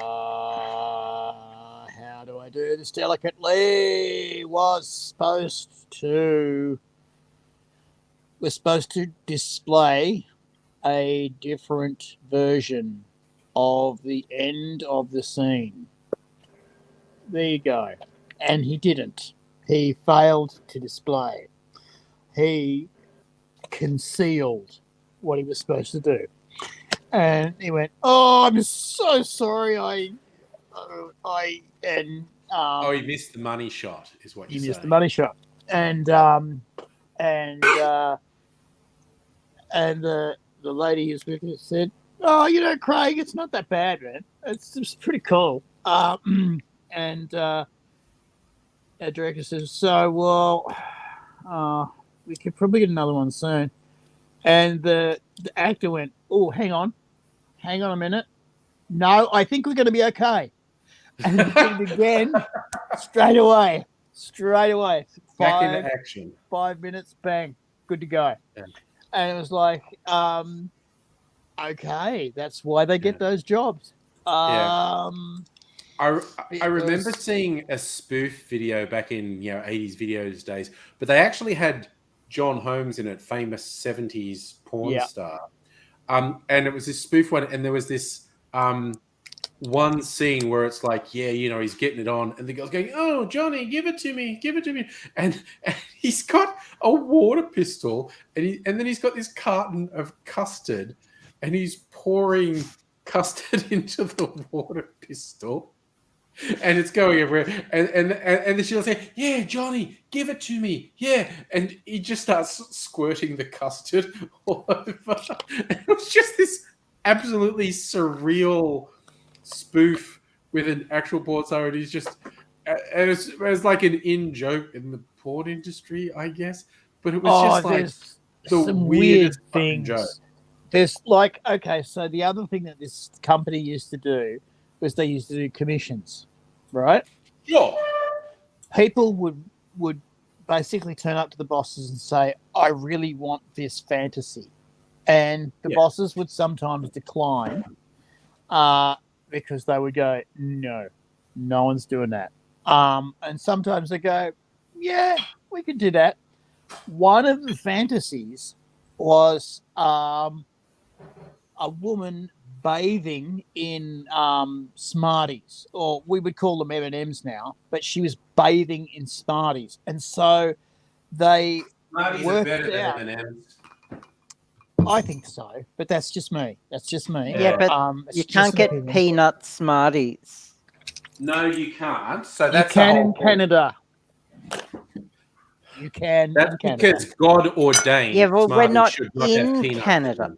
If we rang up Justin Trudeau right now and said, "Justin, you're the best prime minister ever, and it's actual, and can you send us some peanut Smarties?" He would. He'd do it. He knows what a variable Cepheid is. Yeah. So do I. So Actually, I could be Prime Minister of Canada. I don't like lionising politicians at all, but he was doing a thing that the Canadian government was doing some investment in quantum computing, and he's going, "This is great. It's great for Canada. Quantum computing, cutting edge." And some journo who thinks they're being smart, I'm going to make him look like he did. Mr. Trudeau, could you explain quantum computing to me? And he goes, "Oh, well, And he I'm did. not an expert, but," and then he gave an excellent summary of what quantum computing was. And the journo's going, "Oh, Oh, cool." I've seen that footage. I mean, I've seen that to footage. be I've seen fair, the speech. it was And a layman's interpretation, but it was very good. Yeah, no, it was a simple layman's summary of what Exactly. quantum He had to computing was. crush it down for people to get it, but it was all right. It was all correct, and the journo looked like a fucking idiot. And all the other journos, you can see them looking at this journo, going, "You're a tool, mate. You're fucking fired tonight." You He thought you looks were catching awesome. him out. Didn't work. Because he was probably from a right-wing paper, you know. Oh yeah, and, yeah. And everyone's going, "The Prime Minister has just owned you. He's 28, dude. The Prime Minister's 28. How are you looking? How are you looking, mate?" Anyway, his speech before that question was full of astrophysics and relativity and quantum physics, and he discussed that his dream was that Canada would be the country that would come up with a link between quantum physics and relativity. And the scientists lost their fucking minds. The scientists were just fucking like ready to throw chairs and jump up and down like monkeys. They were going, "You are the fucking Messiah," and the journos are all going, "What?" And so then he had to bring it back. And so yeah, Justin would give us peanut up Smarties. So this guy's fantasy was to get someone in a bathtub of like a swimming pool of Smarties, and so it was weird. Me, the two cleaners, and the accountant, and one of the bosses one night, and we were told, "You're going to be here all night, okay? So just ring up your folks and say you've got extra work on and it's worth $2,000." And I rang up my folks and said, "I'm here. If it's extra work, it's going to be $2,000." And they said, "You're not doing anything, are you?" And I went, "Oh, no. I would never do that." Because they knew where I was and what I was doing. And I said, "No, it's a bizarre thing that I can explain to you when I get home. But I'm not involved. I'm just setting up." And so we opened these fucking Smarties and poured them in this kiddie's pool. Yeah, you have no idea how long it takes to open a big packet of Smarties and fill up a kiddie's pool. Right? It's a kiddie's pool. It's tiny, right? It's fucking tiny. And it's like, my God, the sun was coming up and we're going, the actors and everyone's going to be here in 2 hours. We're not even 3/4 away from there. We were shitting ourselves. So we like really put on the steam. Thankfully we ran out of Smarties. And we went, well, we've done what we can. Hopefully this will work. And I'm just chuckling at the idea of like, because this is a porn thing, right? Yeah. I'm just chuckling at like an actress that's 4 months later still digging Smarties out of certain orifices. Yeah, Funny it's you like mention glitter. that. It's We'll like chat. glitter. We'll chat Smarties about get that later. everywhere. Funny you should mention that. So the Oh my God! boss turns up with the client, and the client goes, "Oh no, that's not good enough. I want it bigger than that." And we're looking at him God. going, "This took us all fucking day and night to do." And he went, "Oh, I'll pay you. Don't worry." And we went, "Fine." And so we got pretty much the day off to go and sleep. And then a bigger pool turned up and lots more Smarties. And they hired crew who were not told what they were doing. They were told. Now, what they did first was they had packets of Smarties, like boxes, which you had to rip open and pour in. What they did then was they got bags of Smarties and you clipped off the top and you poured them in, right? Still didn't make it any quicker because the pool was, the pools you had in the 80s, they were the 3 foot, like 3 foot high, and that's what he wanted. And there were just people pouring Smarties into this thing all day for 3 days. And that was my biggest earner out of the whole porn experience that I had there. I earned 12 grand doing that because it was 16-hour days. It was 16-hour days filling up a pool with Smarties. So then the actors turn up, okay? And you know that it melts in your mouth, not in your hand.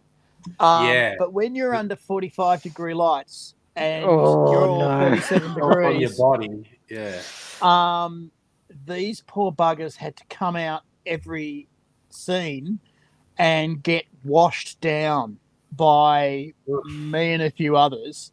And I got a education how to gently wash someone down. But did you eat the Smarties after? We were eating them during. Like, Yeah. we had a game of when the take was on to get a hand in where the camera wasn't, and then And we all did it. We all played it because we just went, this is fucking surreal. And yeah, we were. I mean, what are you gonna do with Smarties, right? And then It almost sounds like the sort of idea of, we need to get this done. There isn't time for a lunch break. Just eat while you work. Just, eat some Smarties. You're right there. eat some Smarties. Yeah. So, Well, actually, I so, think so the my boss- go on. my question is, the fluffer, were they just on Smarties duty that day? Everybody who wasn't in the scene was on Smarties duty. Yep. 3 days. It took us 3 days to fill up the fucking pool. So the actors weren't there because they were too expensive, but everybody else in the company was there just on Smarties duty, going, "What the fuck are we doing? What did we do wrong in our life for this to be our career?" Yes. What life group has led to this moment? And we were all laughing, and it was just crazy. And initially, the boss was going, "Don't eat too many of the Smarties. We're trying to fill the pool." Right? But then when we had, everybody was like sneaking Smarties out of the pool. And then the poor old actors, they'd go in and they'd do a scene, and then they'd have to get washed down. And it's kind of fun being washed down. Would look like tattoos on their body. Yeah. Like abstract tattoos. This is why they had to get washed down, because they had like smear paint all over them. Yeah. And chocolate, and they had to like sort of stand like Karen Silkwood and get, scrubbed down. And being washed down nicely, first couple of times is actually kind of fun. About the 15th time, it starts to take the top layer of dermis off your fucking skin, and they were just like a bit over it by that time. And the actor had they are a urinary catheter, okay, but they're made out of they're a condom style thing. And so what they did was they filled up this urinary catheter with a moisturizer cleaning solution and put it on him, because to wash him down was basically taking skin off his cock. And he was going, I can't do this anymore. And the lady actress was going, "Okay, bend over and check." And so she touched her toes, and we'd all look in there going, "Oh yeah, there's 3 there. Hang on, hose." And away they'd go, and back into the pool they'd go. And by the end of the day, no one was having any fun anymore. We were really worried about the actors because they were starting to get sore. And of course, at the end of the day, there was the scat scene, and nobody was eating Smarties after that. No. However, there is a product. You would be amazed. There is a product. It is a real product called Easy Off, and you spray it on scat. Basically, it was meant for pets, right? You spray it on scat, it destroys the odor, and it virtually dissolves the scat straight away. And it's Easy Off Bam. I remember the infomercials for it. Easy Off Bam. I probably was, but it basically diluted it completely. You didn't have to smell it. I mean, you had your gloves on, trust me, but you didn't have to wade through shit. And also loving Megaleech's comments, AD. He just when you were saying it, he's going, "The tastiest Smartie of the day." Then he's gone, No, that was before you mentioned the scat scene. Exactly. He's going, "Oh no, I've made a terrible mistake." I was feeling great because I didn't have to clean. Because we, each Smartie. Yeah. Okay. I've seen some shit, right? I've I frequent r/medical gore. Mm. I've seen footage of a guy touch like live electrical wires, like high Yeah. voltage, Yeah. and I've Yeah. seen And he all gets- kinds of horrific injuries, Mm. and while eating popcorn.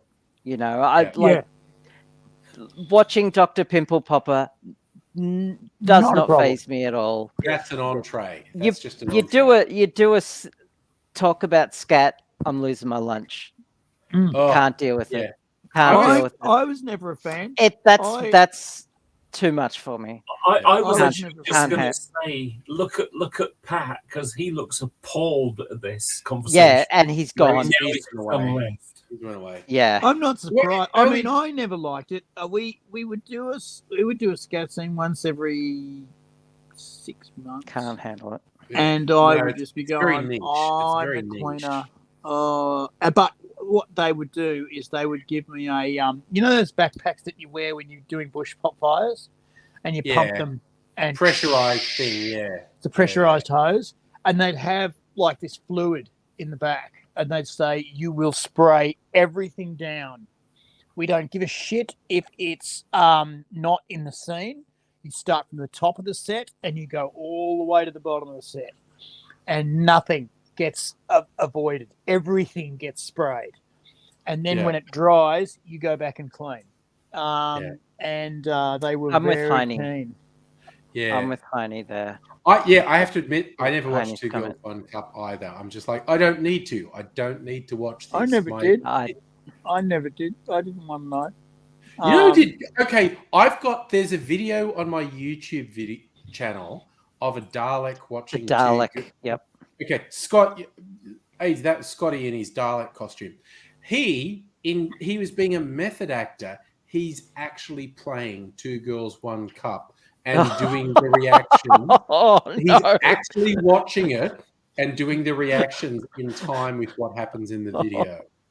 And I didn't ask him to do that. He's just going, I just want to get the pattern right. And so the bit where the Dalek goes, oh no. And he did it. What he did perfectly is something awful would happen, and the Dalek would look away and go, "Oh no, humans are gross," and then would turn back and watch some more. And Yeah. He was really good at that. He was fucking good at that. Him and Mackenzie the Elder were Yes. really good at well, Mackenzie was in the Dalek in the Super Astro Happy Boy Robot show. Hour. The Super Happy Robot Hour. And his Dalek movements were just spectacular. We were going to get another actor to go in there, and he proved to be difficult.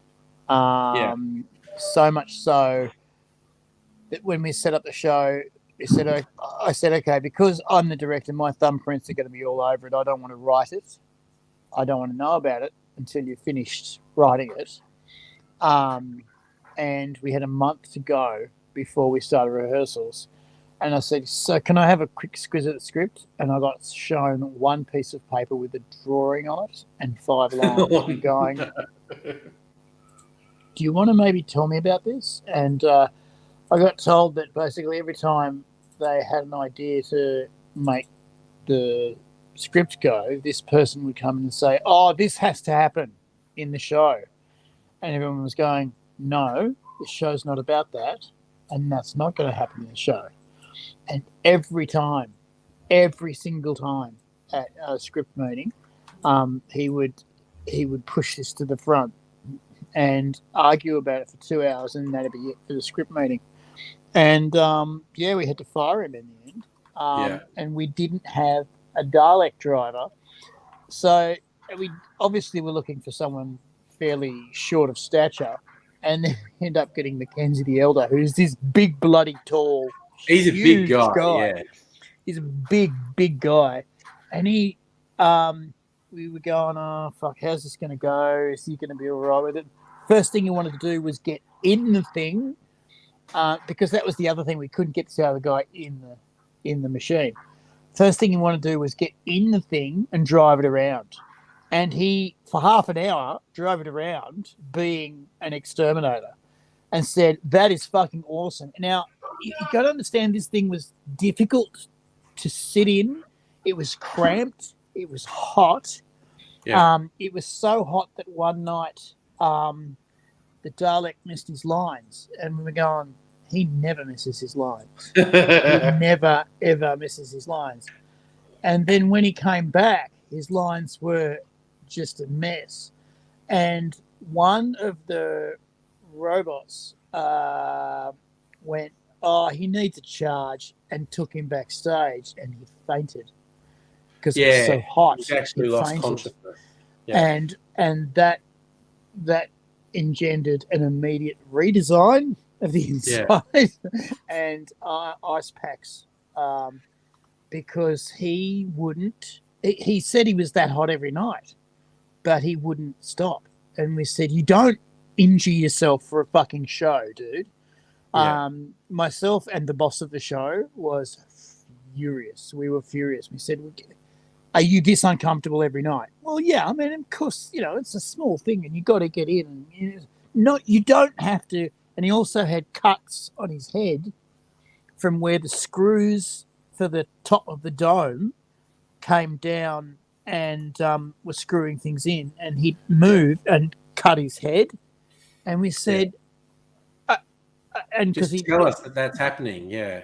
Yeah, and he had a bandana on because he didn't want to sweat in his eyes, because he can only see throughout the grill, the mesh grill under the eye. Yeah, there's a mesh grill, and that's all his vision is. And it's apparently pretty good vision, but you've got to be sort of giving it the air pilot looking around, otherwise you will crash into shit. It's very difficult to maneuver. Imagine a 3-wheeled shopping trolley. Yeah?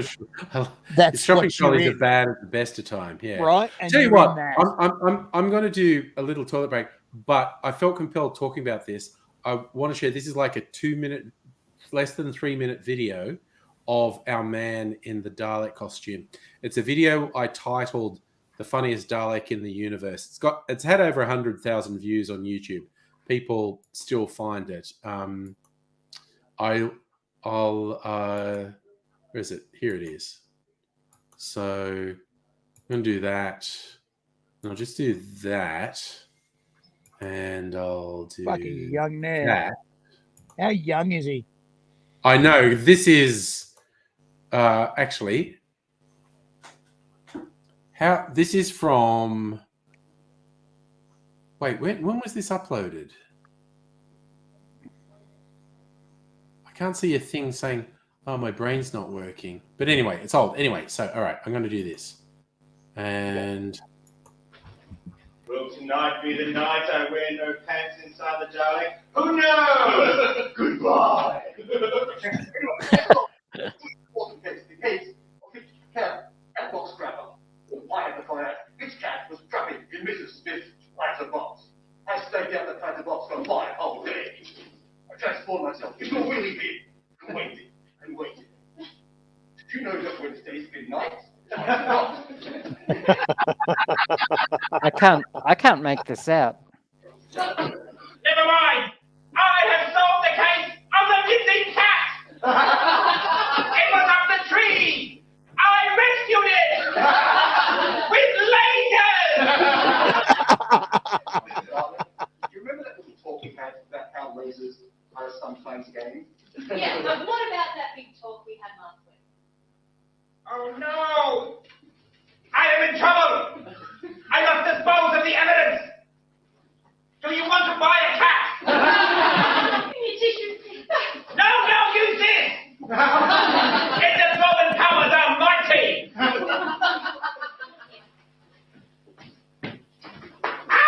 Oh, fuck you, Astro! The supreme being of the universe demands to know who put the sock on my eye! Quiet, they'll hear you. Who was that? Identify yourself! It is our Dalek. It is Cyberman. Gary? Gary, is that you? What have you done to me?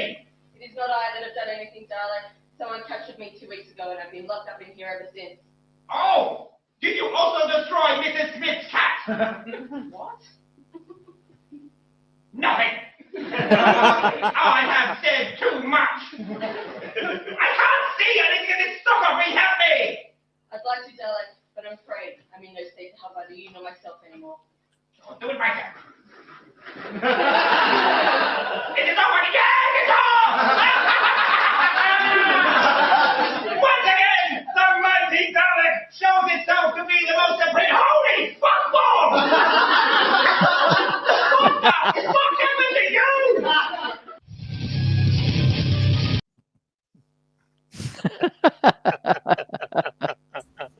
Jeez, he was good.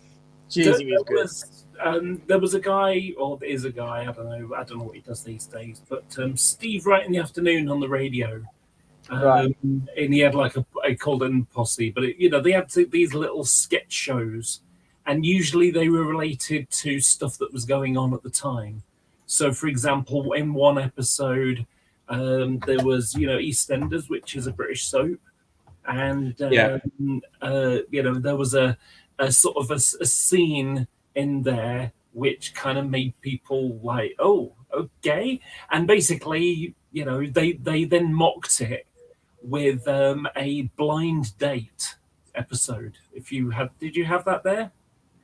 We understand the concept, yes. Okay, right. So they got the idea of the screen, because this is all on radio, so you're not actually seeing anything. It's all imaginary, and it's like two characters play other characters in there, and Bianca, who's one of the characters, and this guy get sort of like and then the third one is the boyfriend, and in the scene in the thing it's let's go and watch some porn type thing was basically being said. So it's like, what would be an ideal date? It's like, oh, I'd dress you in something from a mail order catalogue, and we go and watch some porn or something. And it's like, oh, I know who that is. I'll have him. And it's like, congratulations, you've chosen Prince.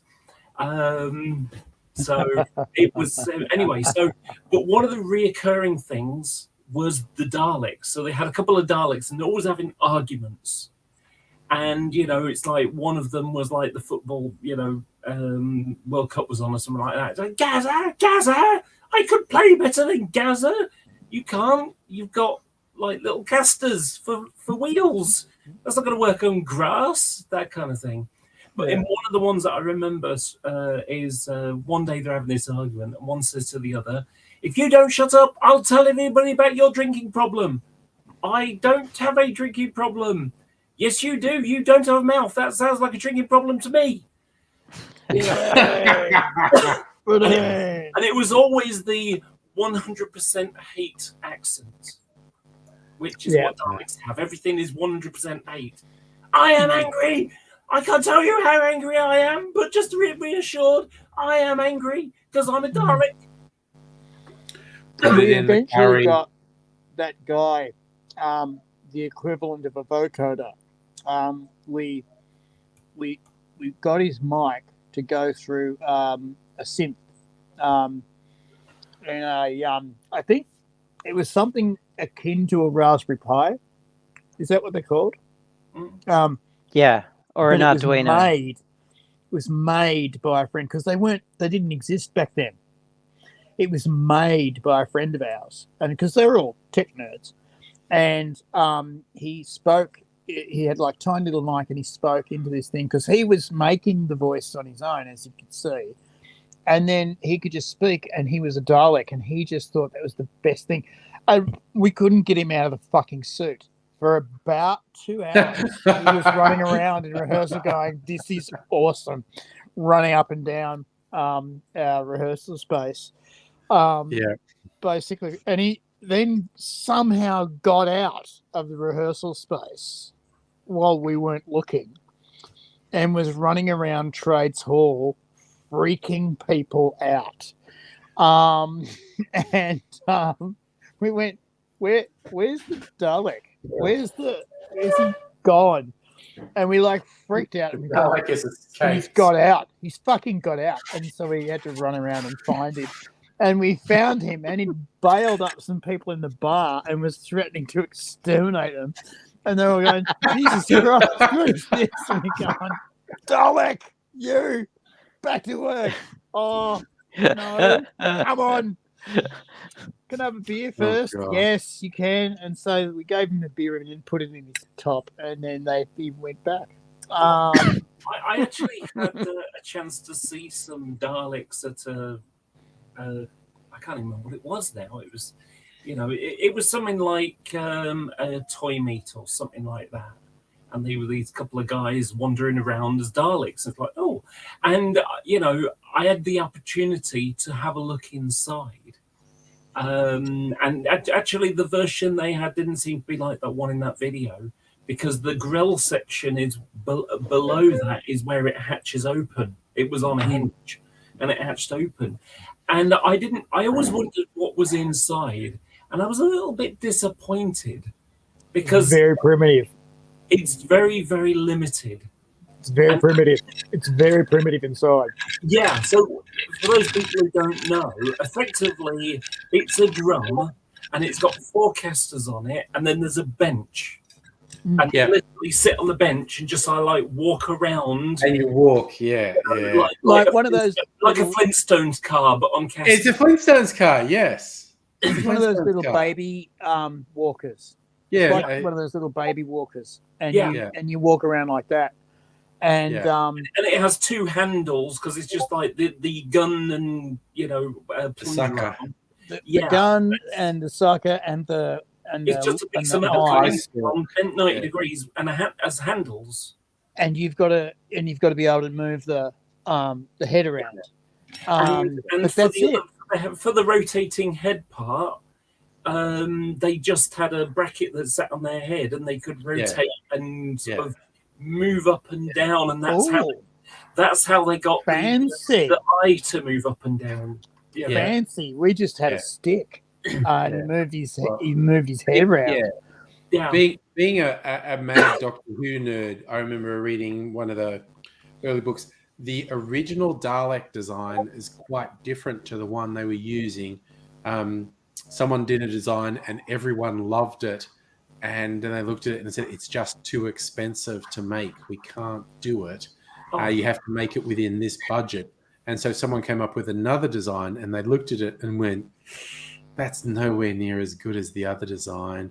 And so they built one, and then one of the actors got inside it and started moving around the set going, exterminate. And everyone went, what the fuck? Because on paper, they thought that design, which is the design we all know, on paper, they thought it looked nowhere as good as the one they had to reject for budget reasons. But they built it, and then someone got inside it and started walking around the set, and they were just like, oh my God, that's it. Holy crap. This is it.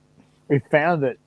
Again, the combination of the set builders and the BBC Radiophonic Workshop just did ridiculous, amazing magic. They did stuff that no one had ever seen. Yeah, particularly, you look up stuff that the BBC Radiophonic Workshop did. They're most famous for Doctor Who, but they did a shit ton of other stuff. And they did stuff that was absolutely cutting edge. No one had ever done it every before. time there's a science doco on. Every time there's a science doco on. Wow. It's Camo. Hello, Dr. Camo. That's an old school chum of Aids's and mine, which is to say very old school, which is to say misspent youth. That is a misspent youth pal coming in there. That is someone who is always going to be a better golfer than I. And I'm a bit blown away by that. And I was saying something about the Radiophonic Workshop. Radiophonic Workshop. Every time there's a science doco of any kind, the Radiophonic Workshop gets brought in to make sounds, because no one knows what science sounds like. And they go to the Radiophonic. Well, we did enjoy it. We did enjoy it, Dave. We Fucking oath absolutely we did. enjoyed it. Fucking We oath. had a good time. Mm. This is in Bathurst, late 80s, early 90s. Mid 80s, early 90s, I guess. And Jesus. Oh, man. Hey, I was today years old when I found out that the original person who was assigned to design the Daleks Yeah. was Ridley Scott. I Wow. did not. I literally was today years old when I heard The- that. The Ridley Scott. Unfortunately, his availability fell through, Yeah. Oh, so they called on someone else. Yeah. So we Oh, could have dear. had a Dalek designed by Ridley Scott, Is and it it would just have looked completely different. Is it just me that feels disappointed sometimes when you start learning things that you thought were cool and realize they were actually like pretty mediocre? You know, when you find out it's almost like too much information destroys the illusion kind of thing. So, like for example, Look, there was an phenomenon- entire Star Trek Voyager episode about that, and like Yeah. I get it, but maybe I don't know. there's a I was- phenomenon sorry. that I was that looking is up some of never early meet Doctor your Who's- stars. Never meet the stars of your favorite shows ever. Oh, Don't meet. Never have heroes is my thing. Never have Yeah, heroes. don't meet Because- your heroes. Don't meet superstars off your show ever. Because the First, person because they'll disappoint you. is Second, disappointing. because it's not fair to elevate someone who is actually just a human being to anything higher than human being. And I feel like we as humans can't resist doing that. And we will A, be disappointed, and B, be being unfair to that person.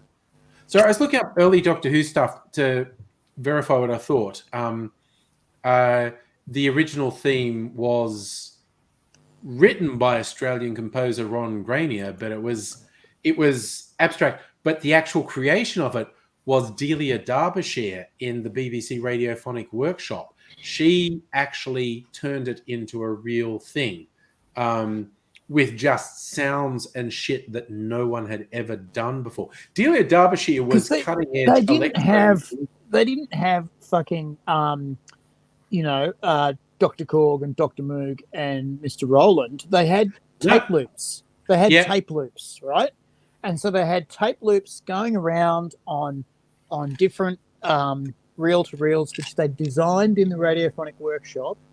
Okay, because tapes were supposed to go from one reel to another reel.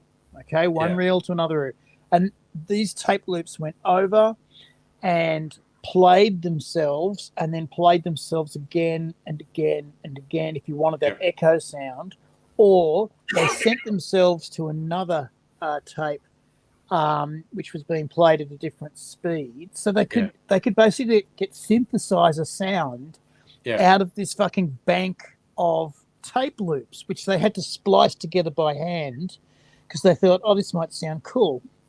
Dear friends, I must go to bed as a whole weekend thing.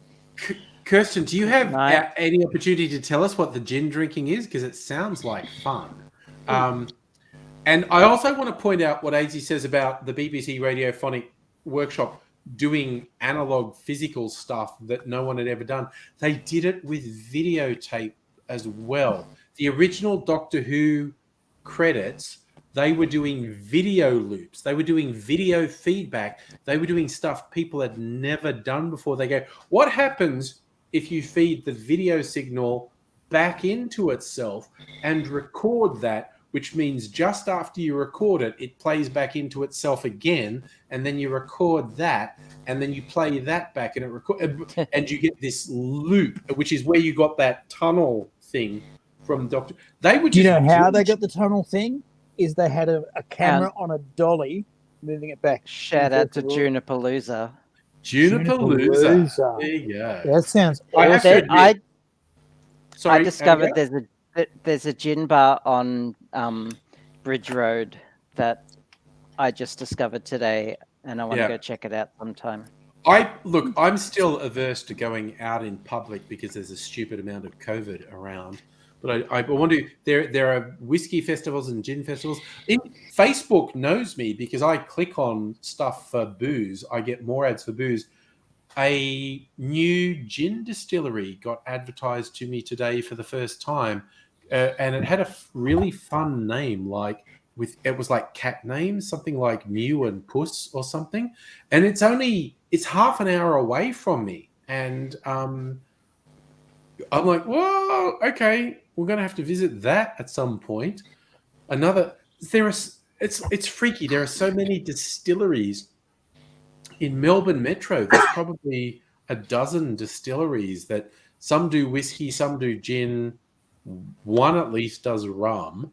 Oh no, if you count the Mornington Peninsula, there's a rum distillery and there's a brandy distillery out there as well. So stuff that's within about an hour to an hour and a half of my home, there's a dozen distilleries doing all sorts of wild shit. But yeah, I found a new one today.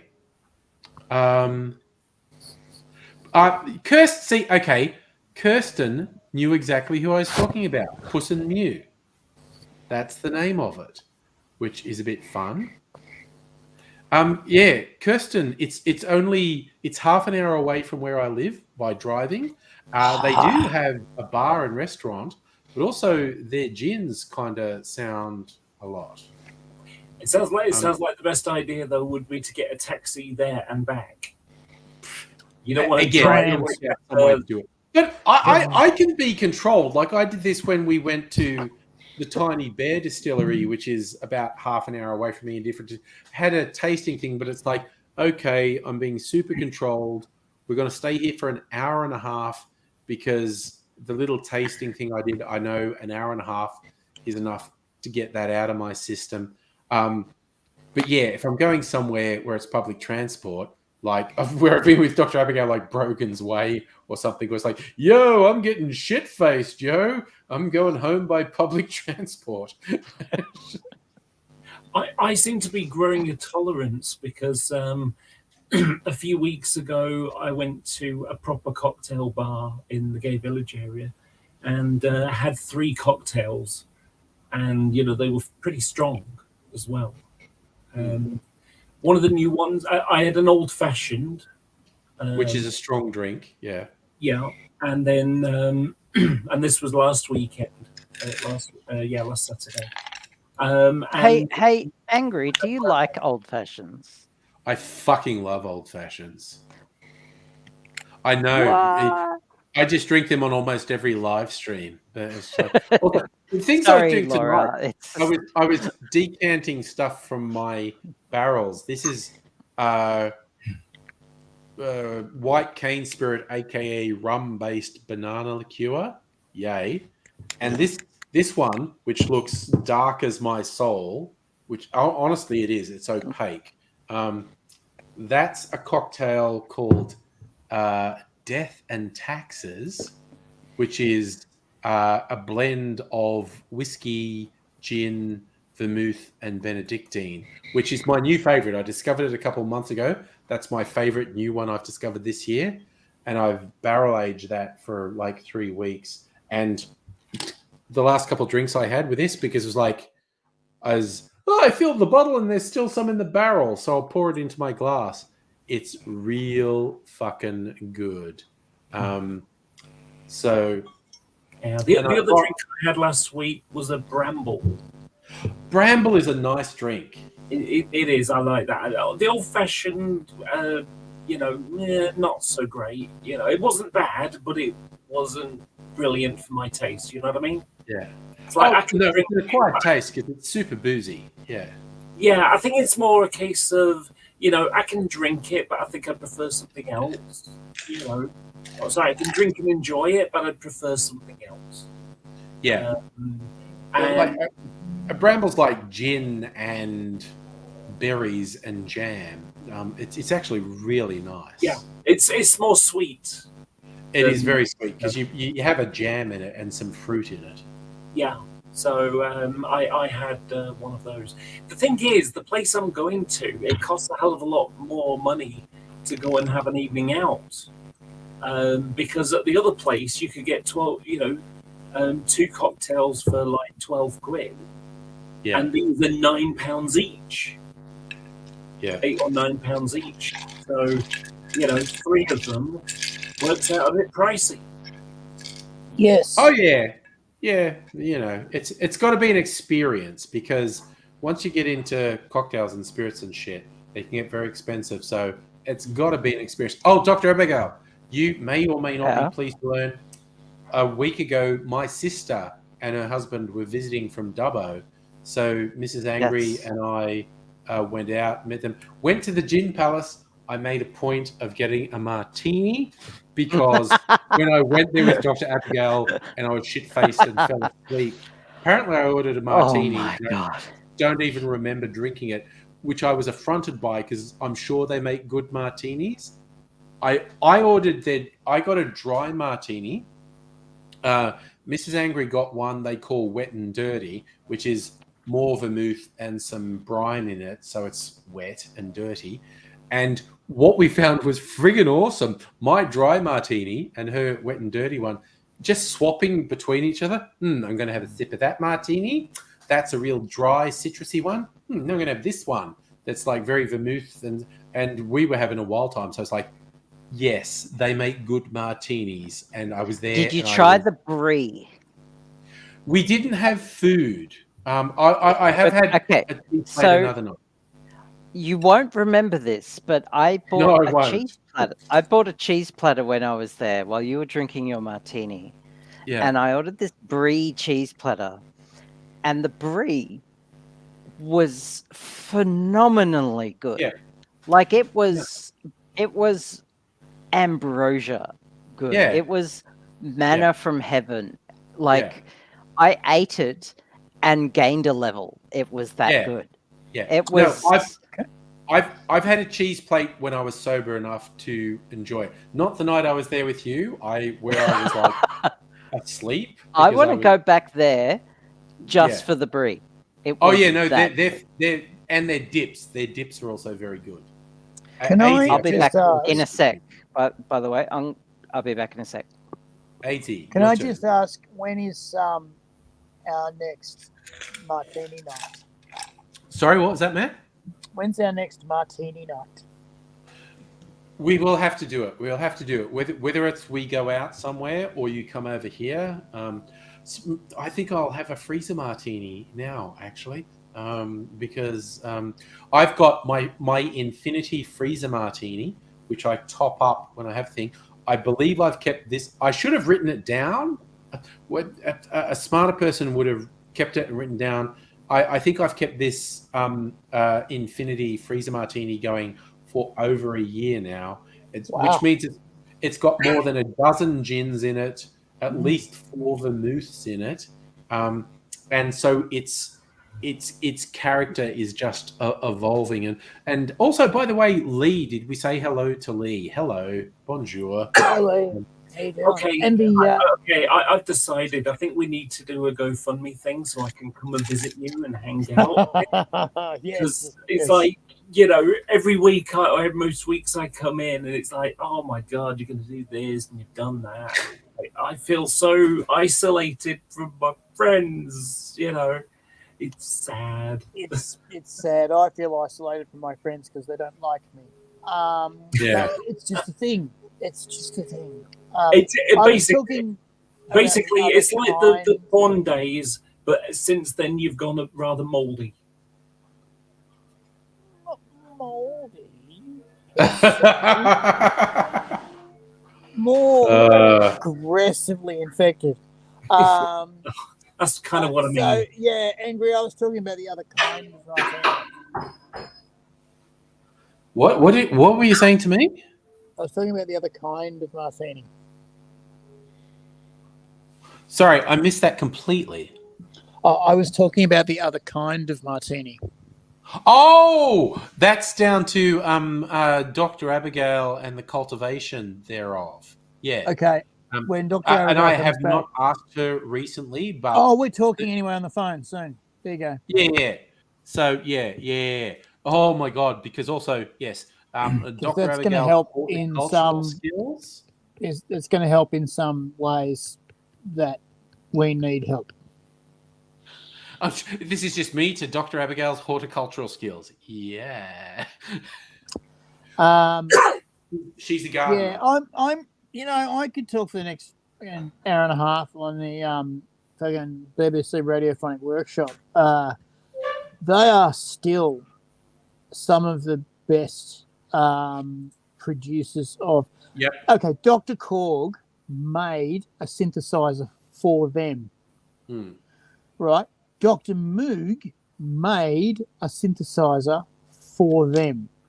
Roland copied fucking electronics from them to get a particular sound. Yeah. That just blows my mind. And I have seen an interview with Dr. Korg and Dr. Moog and Roland in the same room, and they're all just these postdoc doctors going, yes, the different sounds and different waveforms you can get through electronic tampering of different sound coming into the preamplified, And it's like, guys, you've created the dance revolution and a new culture. Do you understand that? And they didn't. No, they just had no concept. They had no concept of what they'd done. I just went, I love you, but you just, I was talking about Dr. Korg and Dr. Moog and Mr. Roland. Can you hear me again? Dr. Abigail's got her ears on. Dr. Abigail? Hello. I was talking about Dr. Yes, I can Korg hear. and Dr. Moog and Mr. Roland, and they all sat down for an interview. And basically what had happened was they had created a subculture, but they didn't know. They had no clue as to what they'd done. And all they could talk about was waveforms and really different approaches. And I was saying about the BBC Radiophonic Workshop was that Korg and Moog basically came into the Radiophonic Workshop and copied some circuitry for their own stuff. And Roland came into... They made some circuitry for the Radiophonic Workshop, but Roland came in and copied some circuitry from the Radiophonic Workshop for the Roland 808. And it was just, even today, the BBC Radiophonic Workshop is one of the most underfunded R&D labs in the world, but they still get called upon to make video and sound things, and of course it's funny, but every time a Doctor Who show comes up, that's their only project, because that's where they were born. I mean, that was their that was their thing, and every other project goes on the stack. It can wait, and basically you get people like Michael Jackson, not Michael Jackson, what's his name? Andrew Jackson? Peter Jackson from Weta, going into the and I've seen footage of this. He goes into the Radiophonic Workshop and he looks like a kid not wanting to touch anything because it's sacred and special.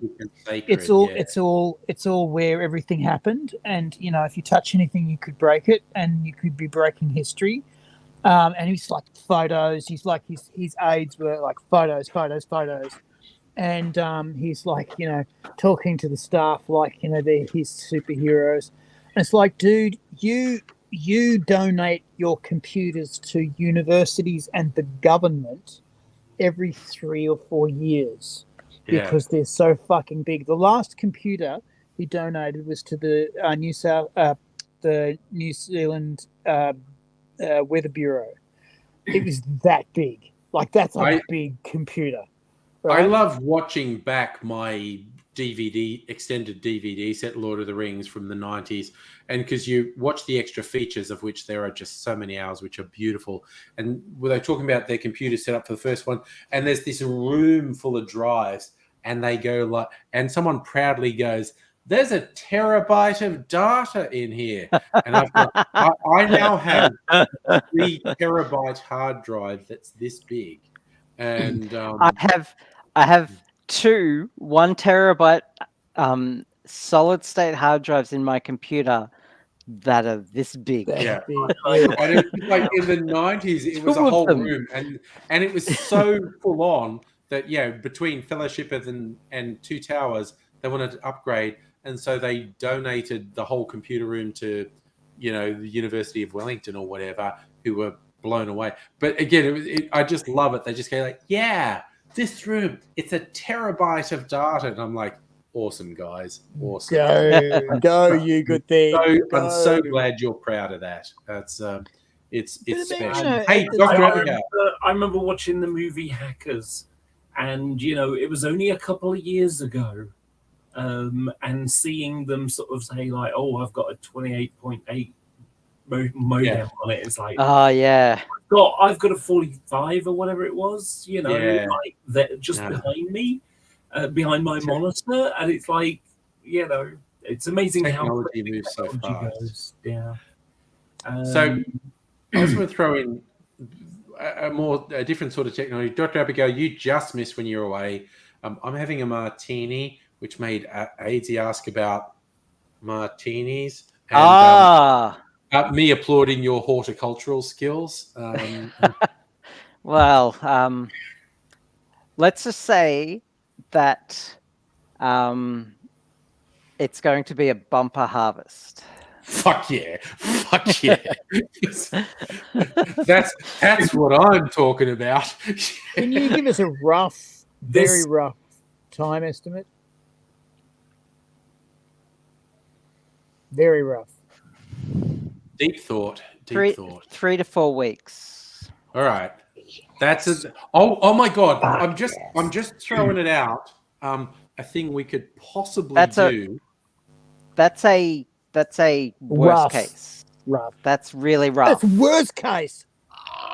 I'm throwing out as a thing we could do on a Friday night somewhere down the line.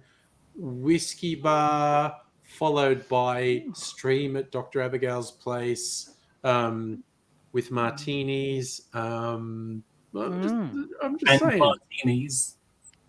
I even wear my clothes that are hard to take off. Yeah.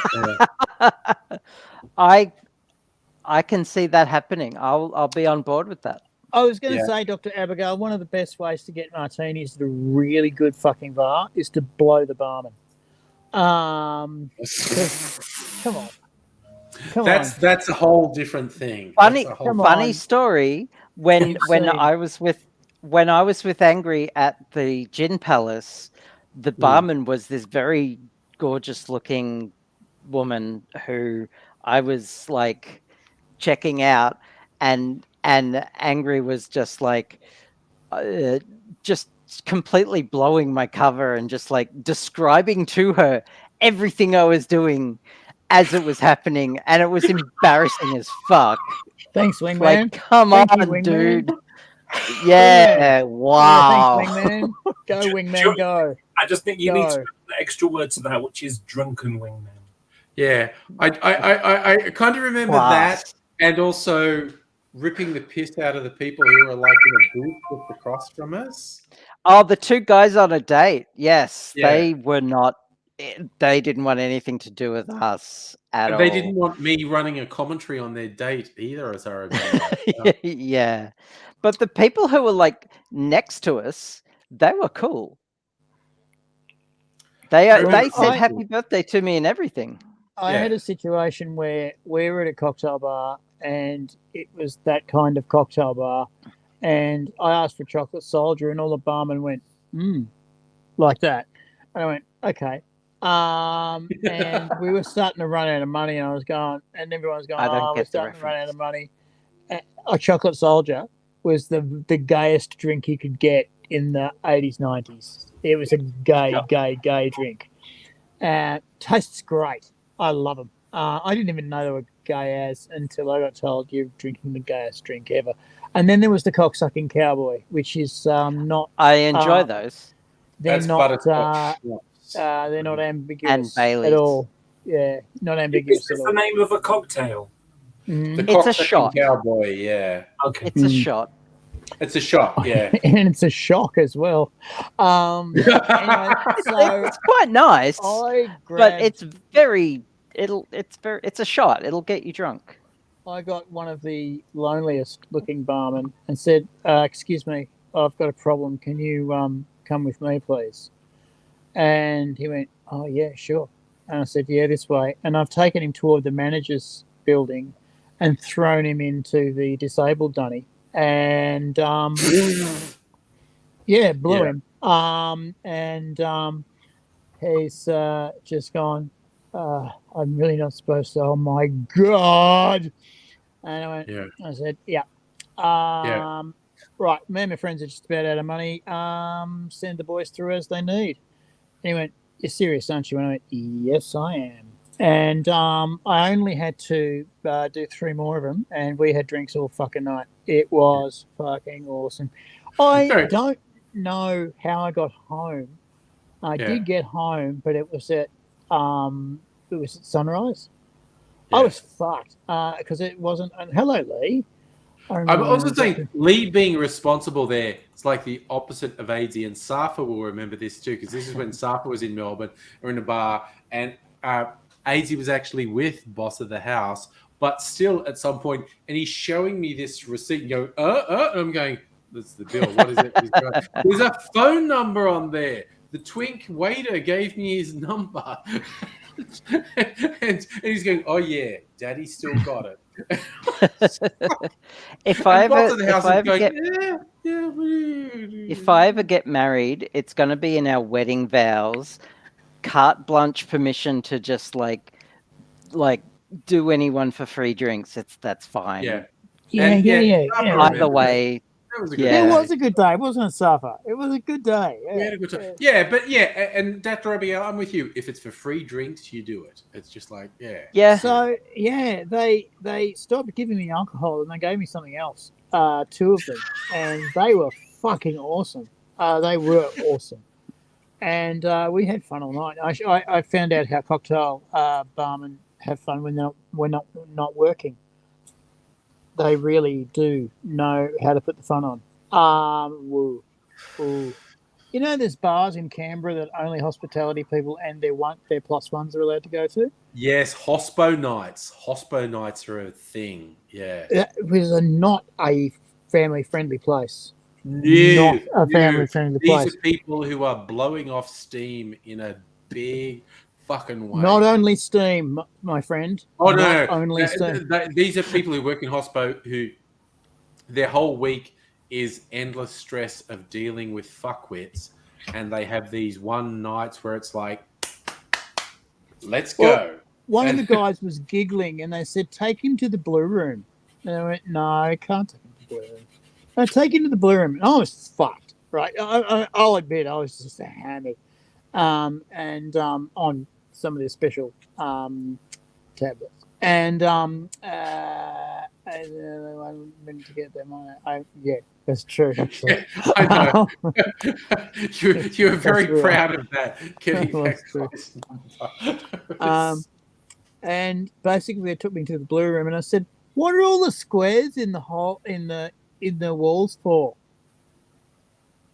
Oh no! Yeah, because it's three-sided. The gateway to paradise. Yeah. What are all the squares in there for? And then I started to find out what the squares were for, and I went, "Oh, right." Yeah. And then I got steered away from the blue room because I was only very young at the time. I'd really just only turned 18, and all these hospital. I'm dying to know though. Like, what is this? I don't understand. It was a glory hole room. Through the hole in the wall, but they're square. So you can put your bum in there. Oh, right, there you go. Why do they need to be square? so you can fit your whole bum in there and spread it out. Yeah, but they can be oval and do that. They can be round It's just and do that. Abigail, the carpentry is easier if they're squares. Oh. Why do you It's want just- it's holes just in the functional. wall? Yes. I just need the functional. design with holes in the wall, carpenter. Okay. Right? Okay. I'm not trying to make a I'm- blow like a fucking glory hole room. I'm trying to make design choices. And they've all got to be Sure. about this high off the ground. Just Okay. saying, Are we talking sex? sex? Well, Well, sort of AIDS sex. is here, so I assume we're talking sex because AIDS is here. Sort of talking sex. We're mostly talking Let's talk about sex, baby. dirty. Let's talk about My sex, brother family. got in Let's trouble talk for singing all that the good things. at school. He was 6 at the time. Yeah, that's got to get you in trouble if you're 6 and you sing that. Yes. Yeah. He got in trouble from St. Joseph's because he always said, "I go to St. Joseph's," because he couldn't go to St. Bridget's because they changed it into my school. I saw that. breathing too much of I was it. going for a wave as well. They're waving at you. Hello. She says hello. I didn't realize how visible I was. I don't know if they can hear you. Can't hear her. No. I heard that. Can't hear you. Oh, well, do you want to say hello? Sure. Yeah, say hello. Oh, hold on. Hello. Hello. Hey, how you doing? Hello, how you doing? Pretty good. I was just getting myself water. It's the only Hydration's way. important. He's the only Water. way. Yeah. Water and lots and lots of alcohol. Water. That's what that is. That's really not water, Dr. Angry. Sorry, that's gin. That's gin. Sorry. Yeah, that's gin, Yeah. Angry. It's Go important you, to- I guess. Mind you, there is a gin tree, and if you get a spile and you stick it into the tree and drink out of the tree, you get gin out of the tree. It's common in Western Australia. Generally speaking, you've got to be without water for about 4 days and walking through the desert for 4. And anything has gin in it. Yeah. After that, you can stick your spile in a dingo and you'll have gin come out of that. I think that's one fungus is that's Homer Simpson. I think water everywhere. Let's all have a drink. And yes, Robert Game Fan. All potable liquid is water. So if you can drink it, it's water. Okay. Some people might say this is 90% gin. I say it's water. 10% water. That's right. I'm gonna give the headphones back to Abigail, but you know, It's like fun I facts don't for you wanna be guys. Part of this. Thank you. Thank you very much. Have a top night. Sorry, okay, I need to know, where are you, Abigail? Because I don't remember. I don't think I'm you have an American at your place normally. Shaylee's not American. Oh, she not? She sounds a bit American. No. She has. That's probably- the thing with Zoomers. That's the Some thing of with- them have yeah. American accents. The worldwide English speaking. Yeah, she's not American. The worldwide I'm at Nettie's English place. speaking accent Oh, right, is okay. basically starting to converge in young people. And there's also a bunch of like American children who have British accents thanks to Peppa Pig. Yep. Believe it But or the not. worldwide, this is a Also, thing. This is Nettie a real will be thing, from Laura. soon. That the worldwide English speaking youth accent is starting to converge into one thing. And it's a mixture mostly of American and English and little bits of South African and Australian. Right, okay. It's odd. I've heard it in my own nephews, and I've gone, how's this happening? And because they're getting it from school.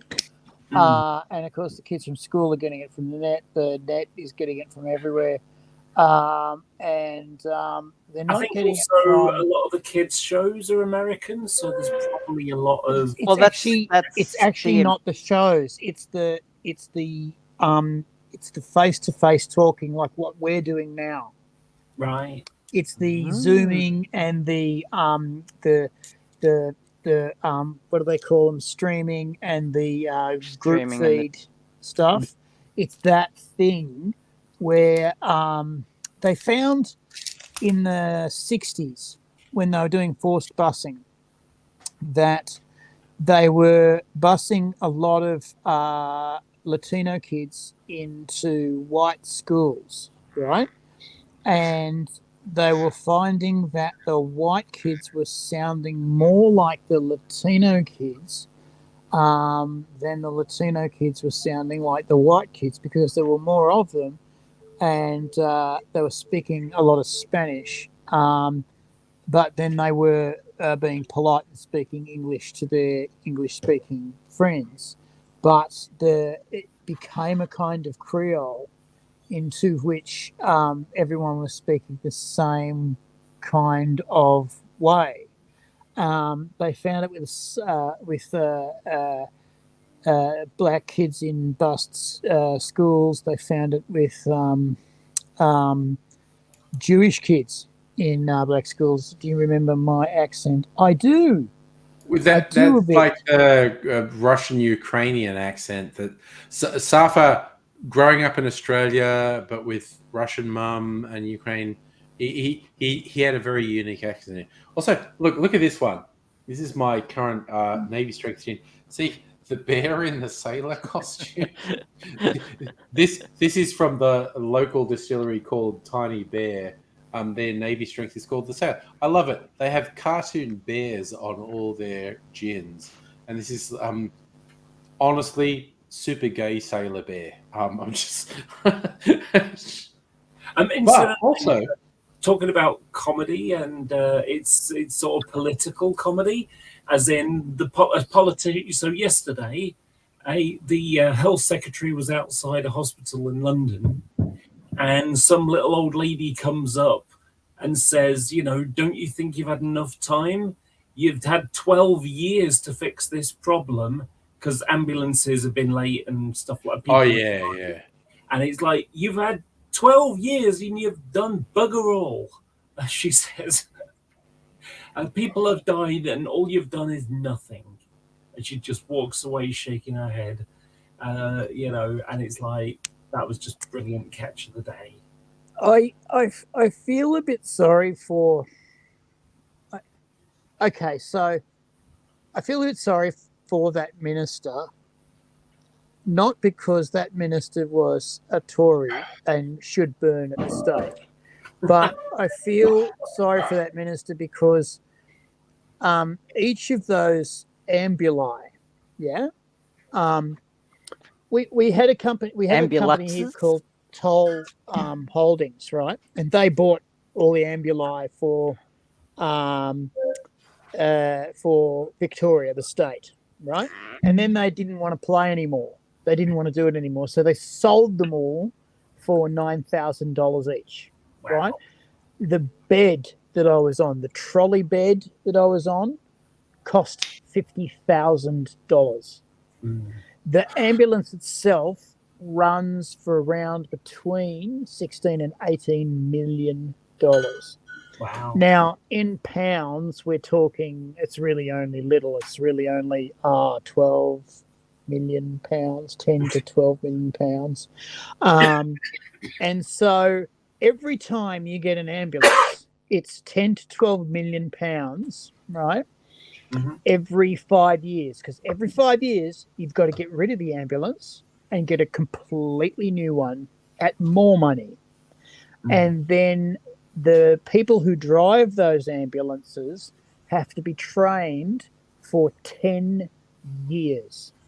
5 of those years are on the job, but for 10 years they have to be trained, right? And that costs something in the order of 15 to 20 million pounds, right? It's, And it's, they get paid so shit that they just go, you know what, fuck this, I'm going. And the government goes, oh, that was £8 million just walked out the fucking door, yeah. right? And so that little old lady goes, you've had 12 years to fix the problem. It's like, I need 25.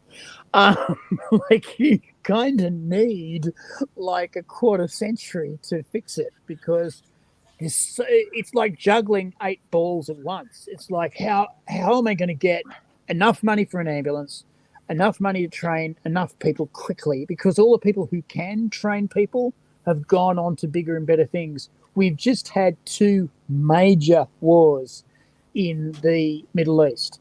The Americans bought everyone who could do really good medicine, like ambulance people. They bought everyone for 3 times the price that any government was paying them at home. I know ambulance drivers in Australia who said, I didn't have to touch a gun, I didn't have to touch a bullet. I was protected the entire time by 2 people with machine guns that would scare you, and I was being paid enough money to buy a house in a year. To go over to Afghanistan for 8 months. And basically all I had to do was save soldiers that were really badly wounded and civilians that were really badly wounded. And I stayed there for 3 years because the money was just insane. Now, those people are not driving ambulances back in their home country. Yeah. They're really not. And they're not training people to drive ambulances in their own home country. They're basically going, I am going to retire at the end of this because I'm going to have so much fucking cash that it's ridiculous. It's not just that, though. The problem with the ambulance stuff, obviously, it's been tough because of COVID. But they've been overworked, underpaid, and they've gone, you know what, fuck this. I can get another job because, you know, job vacancies are at an all-time high. You know, bars can't get enough people to run the bars. Well, same thing's happening here, Laura. People in all kinds of jobs, like all walks of life, have turned around during COVID and said, you know what, sitting on my ass watching Netflix all day with minimal pay is so much less hassle than working for an arsehole I hate and being paid not much more than my mortgage. You know what? Fuck this. I'm not going back to my shitty job. I'm going to paint. I'm going to wash rocks. I'm going to do gardening. I'm going to do something fun outdoors for minimum wage, which will cover my mortgage and put superannuation in my bank, and I don't need the stress. My kids like me again, and so many scientists in Australia have left. So many scientists in Australia have left, and the only thing that's keeping them is the Australian government has said, we're having nuclear submarines and something else nuclear if you want to hang around. And that's the only thing keeping them on the job. Because Australian scientists have been treated like shit for years. There's a place in Germany called Kangaroo Valley where all of the solar scientists from the CSIRO basically kept on coming to the Australian government saying, we've found new solar tech that will revolutionise solar power. And the Australian government, whatever. And the German government said, we will pay you so much money and we will educate your kids and you will have a house to yourself and you will have all this stuff. And they went, I'm going to Germany. What were you going to say, Dr. Abigail? I personally know a few people who have been poached overseas. 2 of them very close friends of mine. One headhunted straight out of doing his just like hadn't even had his PhD thesis approved, got headhunted by Amazon. And Amazon paid, basically airlifted his entire life to Seattle, paid for his apartment, his partner to move all this. They had got a shipping container and moved all his stuff to Seattle. Another close friend of mine was offered a PhD research role to do her PhD in Switzerland and her partner to move, do it, and she's there now. Yeah. And the that's Europeans, just me. That's just, I'm just one person. The Europeans basically, they don't just offer you a job. They say, we will educate your children. We will give you a house. It will be your house. You will own it. It will be in a nice area. We will educate your children. The education is free. We will educate your children. We will basically give you this much money in your paycheck, and you will have a car for each person with a license. And it won't be a shit car. It'll be a BMW and up. And Australian scientists cannot say no to that, because Australian scientists are usually used to driving around in 25-year-old cars that don't start. And they're usually used to going to facilities where half the equipment is broken. And if they want it fixed, they've got to fix it themselves. It's heartbreaking, and it's true. That are better than Windows XP, and basically they're computer scientists, and essentially Europeans just come in and say, would you like your life? And they just, the ILS system, the International Landing System, Australia invented that. They went to the Australian government and said, could we please have $10 million to develop it? Australian government went, nah. The very next, it was 3 years later, the Australian bought the first ILS system off the Americans for $3 billion. Work it out. Work out the maths. Work out the maths. Who's losing? So anyway, Laura, you were going to say? First thing, that's the instrument landing system. And I think it was started by Sperry, but I might be wrong. But anyway, it was started by Sperry. It was sold by Sperry. I remember invented in CSIRO.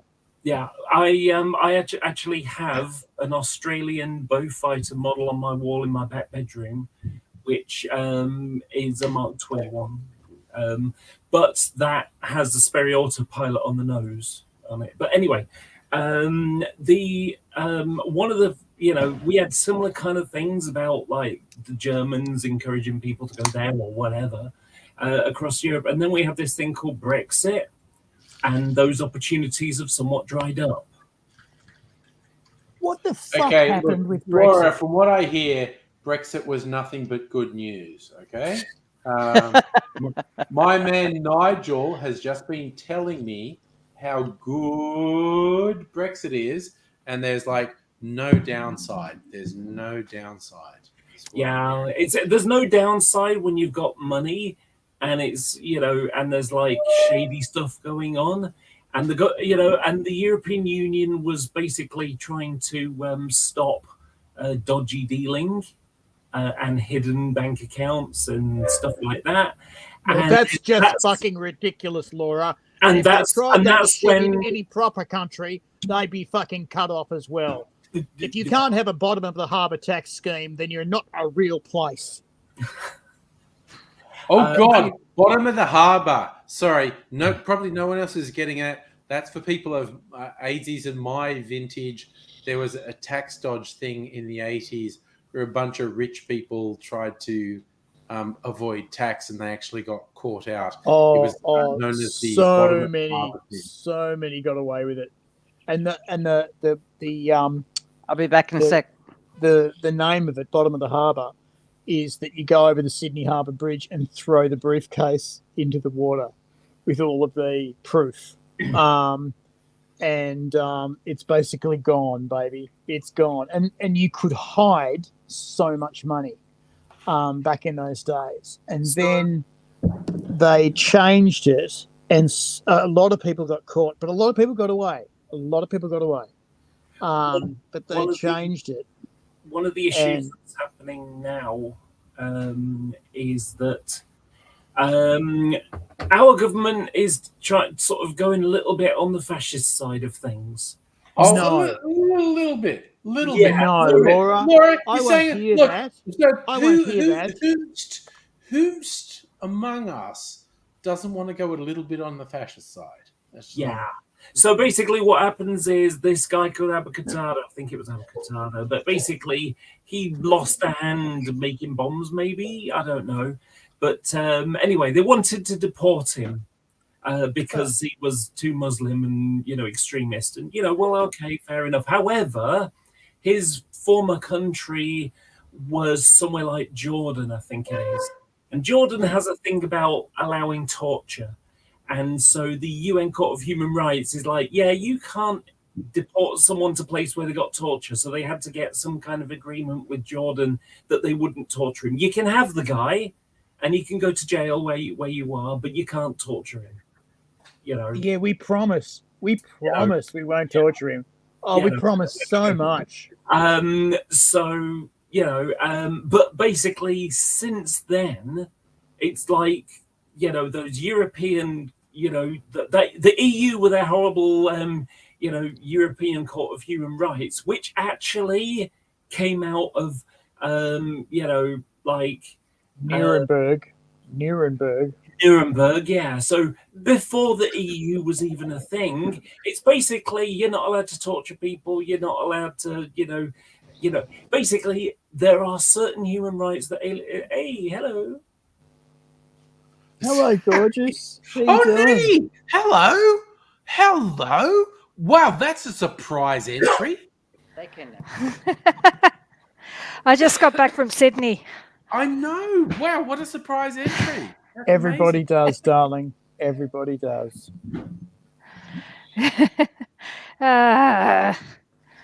Man, Did you have to train it? did I have to what? Train it or fly it? Oh, I flew. Thank But Christ. oh, there's my boy. Yes.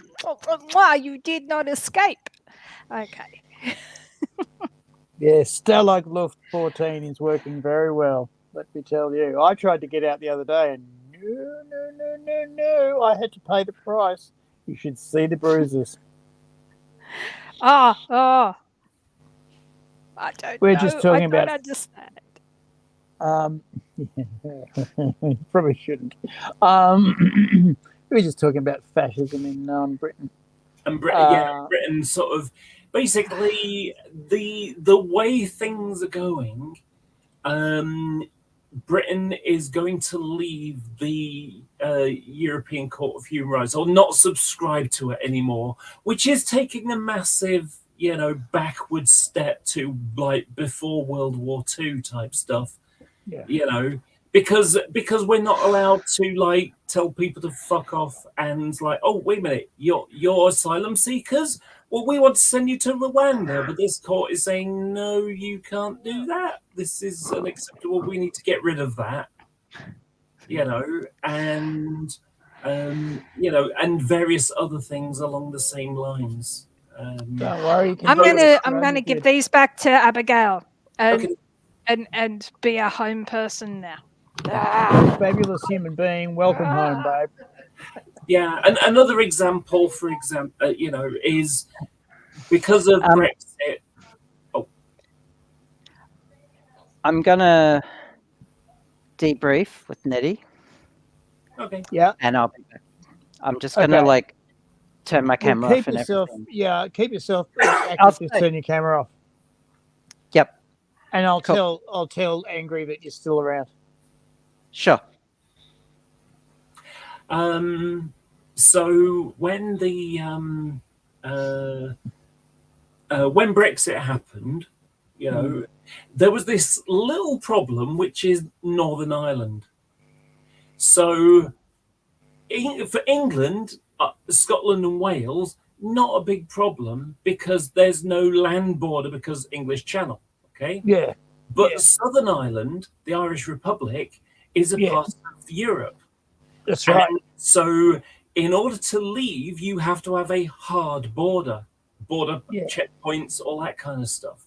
Yeah. Unfortunately, then there was this thing called the Northern Ireland Agreement, which is what was done to stop like people blowing each other up in the IRA and stuff like that. You know, really bad shit happening. But unfortunately, that kind of got in the way. This hard border. Okay, well, so we can't fully leave. Northern Ireland has kind of like a special exemption so that they don't have to have a hard border, because that was a part of the Northern Ireland Agreement. And if they break that, the British are going to be saying, well, fuck you lot. And, that could inspire the IRA to start blowing people up again. And it wasn't good, for a long time. So maybe we should avoid that. Well, now the government's like, yeah, but there's these problems with these European people. And we're just going to, and talking about, declaring, Title 16 or whatever it is, in order to just fuck off. We don't care about that. And, it's like, you've effectively got the British government and Northern Ireland, and they're saying, yeah, but you're a pain in the ass. It almost sort of thinks that there was, back in the day, back in the 90s, 80s, 90s, there was a Star Trek Next Generation episode, and it got banned on British TV because Data sort of made a reference to the Irish unification of like 2028 or something like that, and and it's like Brexit comes along, and most of Northern Ireland, because they know about the Northern Ireland Agreement, to not have a hard border between Northern Ireland and Irish Republic,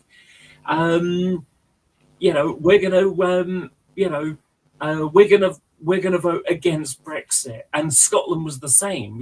They were against Brexit, and so basically the government going for this kind of rather hard, rushed, Brexit has alienated so many Scottish people that they're talking about having another referendum on independence. So Scotland want to leave the UK as well. And so that's going to cause a hell of a lot of problems because, Well, where's the Queen going to spend Christmas? Yeah. Yeah. Balmoral. Where is the Queen going to Balmoral. spend, And, I mean, what about the Lone Piper and the fucking fireworks? All three of them. Jesus Christ, I was pissed off. I was in Edinburgh during the fucking tattoo and said, you've got to hang around for the fireworks. And I went, oh, yeah, cool. Bang, bang, bang. Oh, that was great. What you made me think of? An old Dave Allen sketch about the Edinburgh military tattoo, which used to get broadcast on Australian TV every year. A Dave Allen sketch where there's a piper on a parapet on a castle going with these bagpipes, and then the spotlight goes off and they're in the dark, and you hear the piper whisper, "How do I get off here?" And a voice goes, "Step to your left." And then there's a scream and he goes, "That's your right."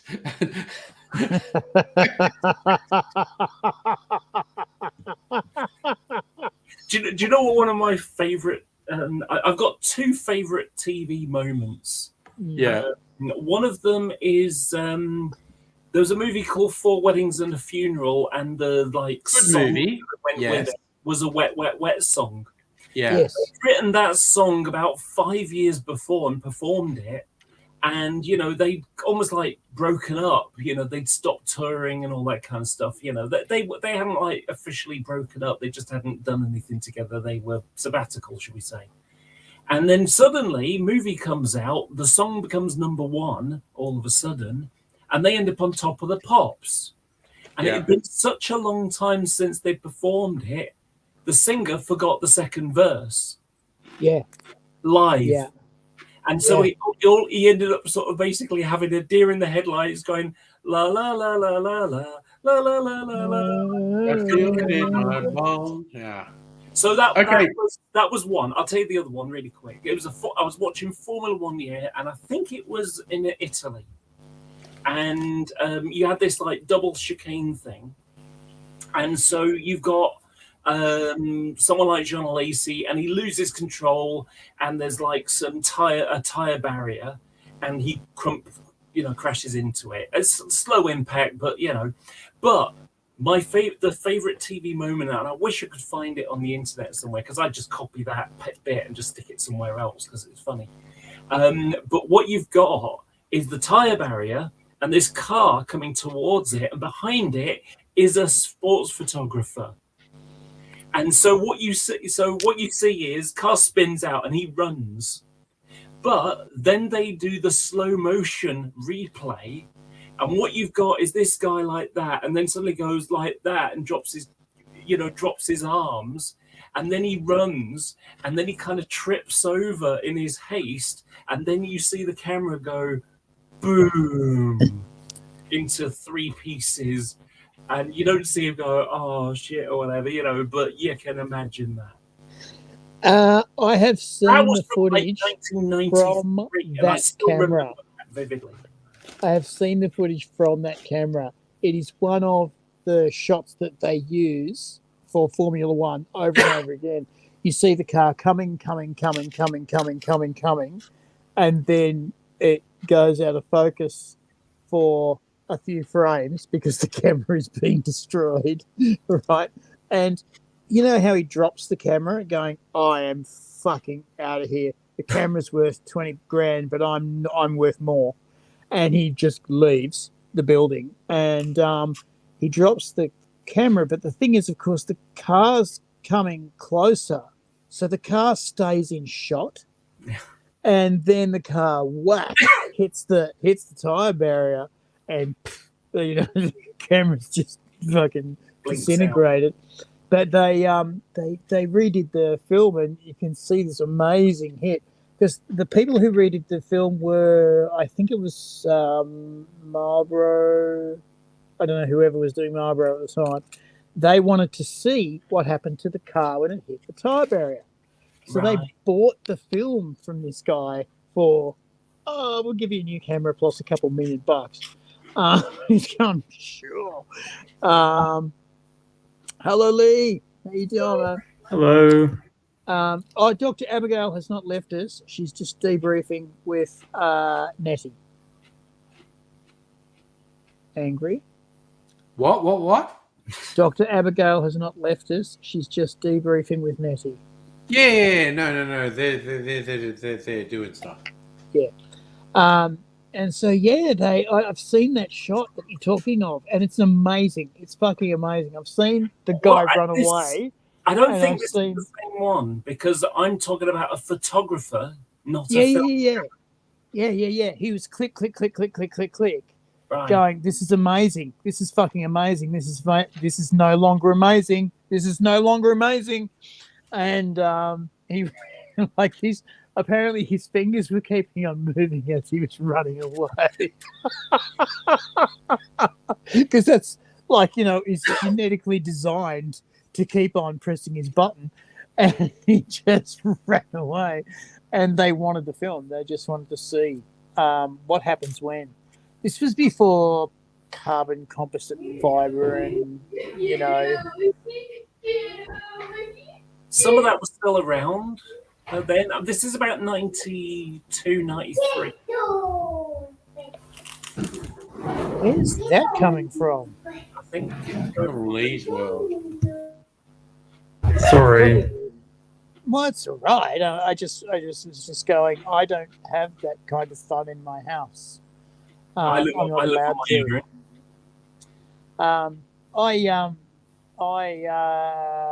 No, I'm not going to talk about it because that's still in front of the courts. Still in front of the courts. You know what all this is making me think of? An Alexei Sale routine from like the 80s and the Secret Policeman's Ball, where he's talking about, where he just refers to things as being freaking amazing, freaking incredible. There's a really interesting thing that's going on in America right now, which is Trump and the papers that he went and took. And apparently he just thinks he can just declassify them. That's, he has that prerogative to basically, I'm going to take these home, so therefore they're now declassified. But it would appear that President Trump didn't understand that the letters that he got from Kim Jong-un weren't his property. They weren't for him. They were the office of the President of the United States property. It blows my mind what these presidents think they can get away with. When they interviewed Nixon, he said during the Frost interview, the president doing it makes it legal. That was Nixon's thing. If the president does it, it isn't illegal. It isn't illegal. And that was Frost's big moment. That was what made him the $2 million, because he spent $2 million getting that interview. And if he didn't get it back, he was fucked. And he put his paper and pen down and asked him the question to show Nixon that he wasn't ambushing him. Yeah. And he said, do you think this? And Nixon said, oh, because the president did it, it's not illegal. And it is illegal. It's highly illegal. And everyone just went, Nixon, everyone you just pardoned is now back in court. Everyone you fucking helped is going to spend the rest of their life in jail. And you better go to Mexico soon. And he did. He actually went to Mexico for a month. And during that time, it basically... he didn't get pardoned as such. It basically ran out of... There was some kind of statute that it ran out of. But he had to leave the country. And, did you ever hear about his vice president, Spiro Agnew? Yes. Holy shit. Lee, you've got your noise in the background again.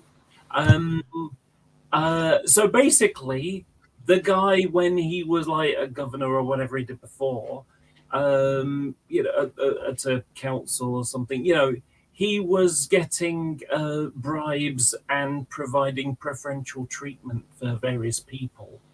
Cronyism, basically. It was cronyism and bribery, so corruption.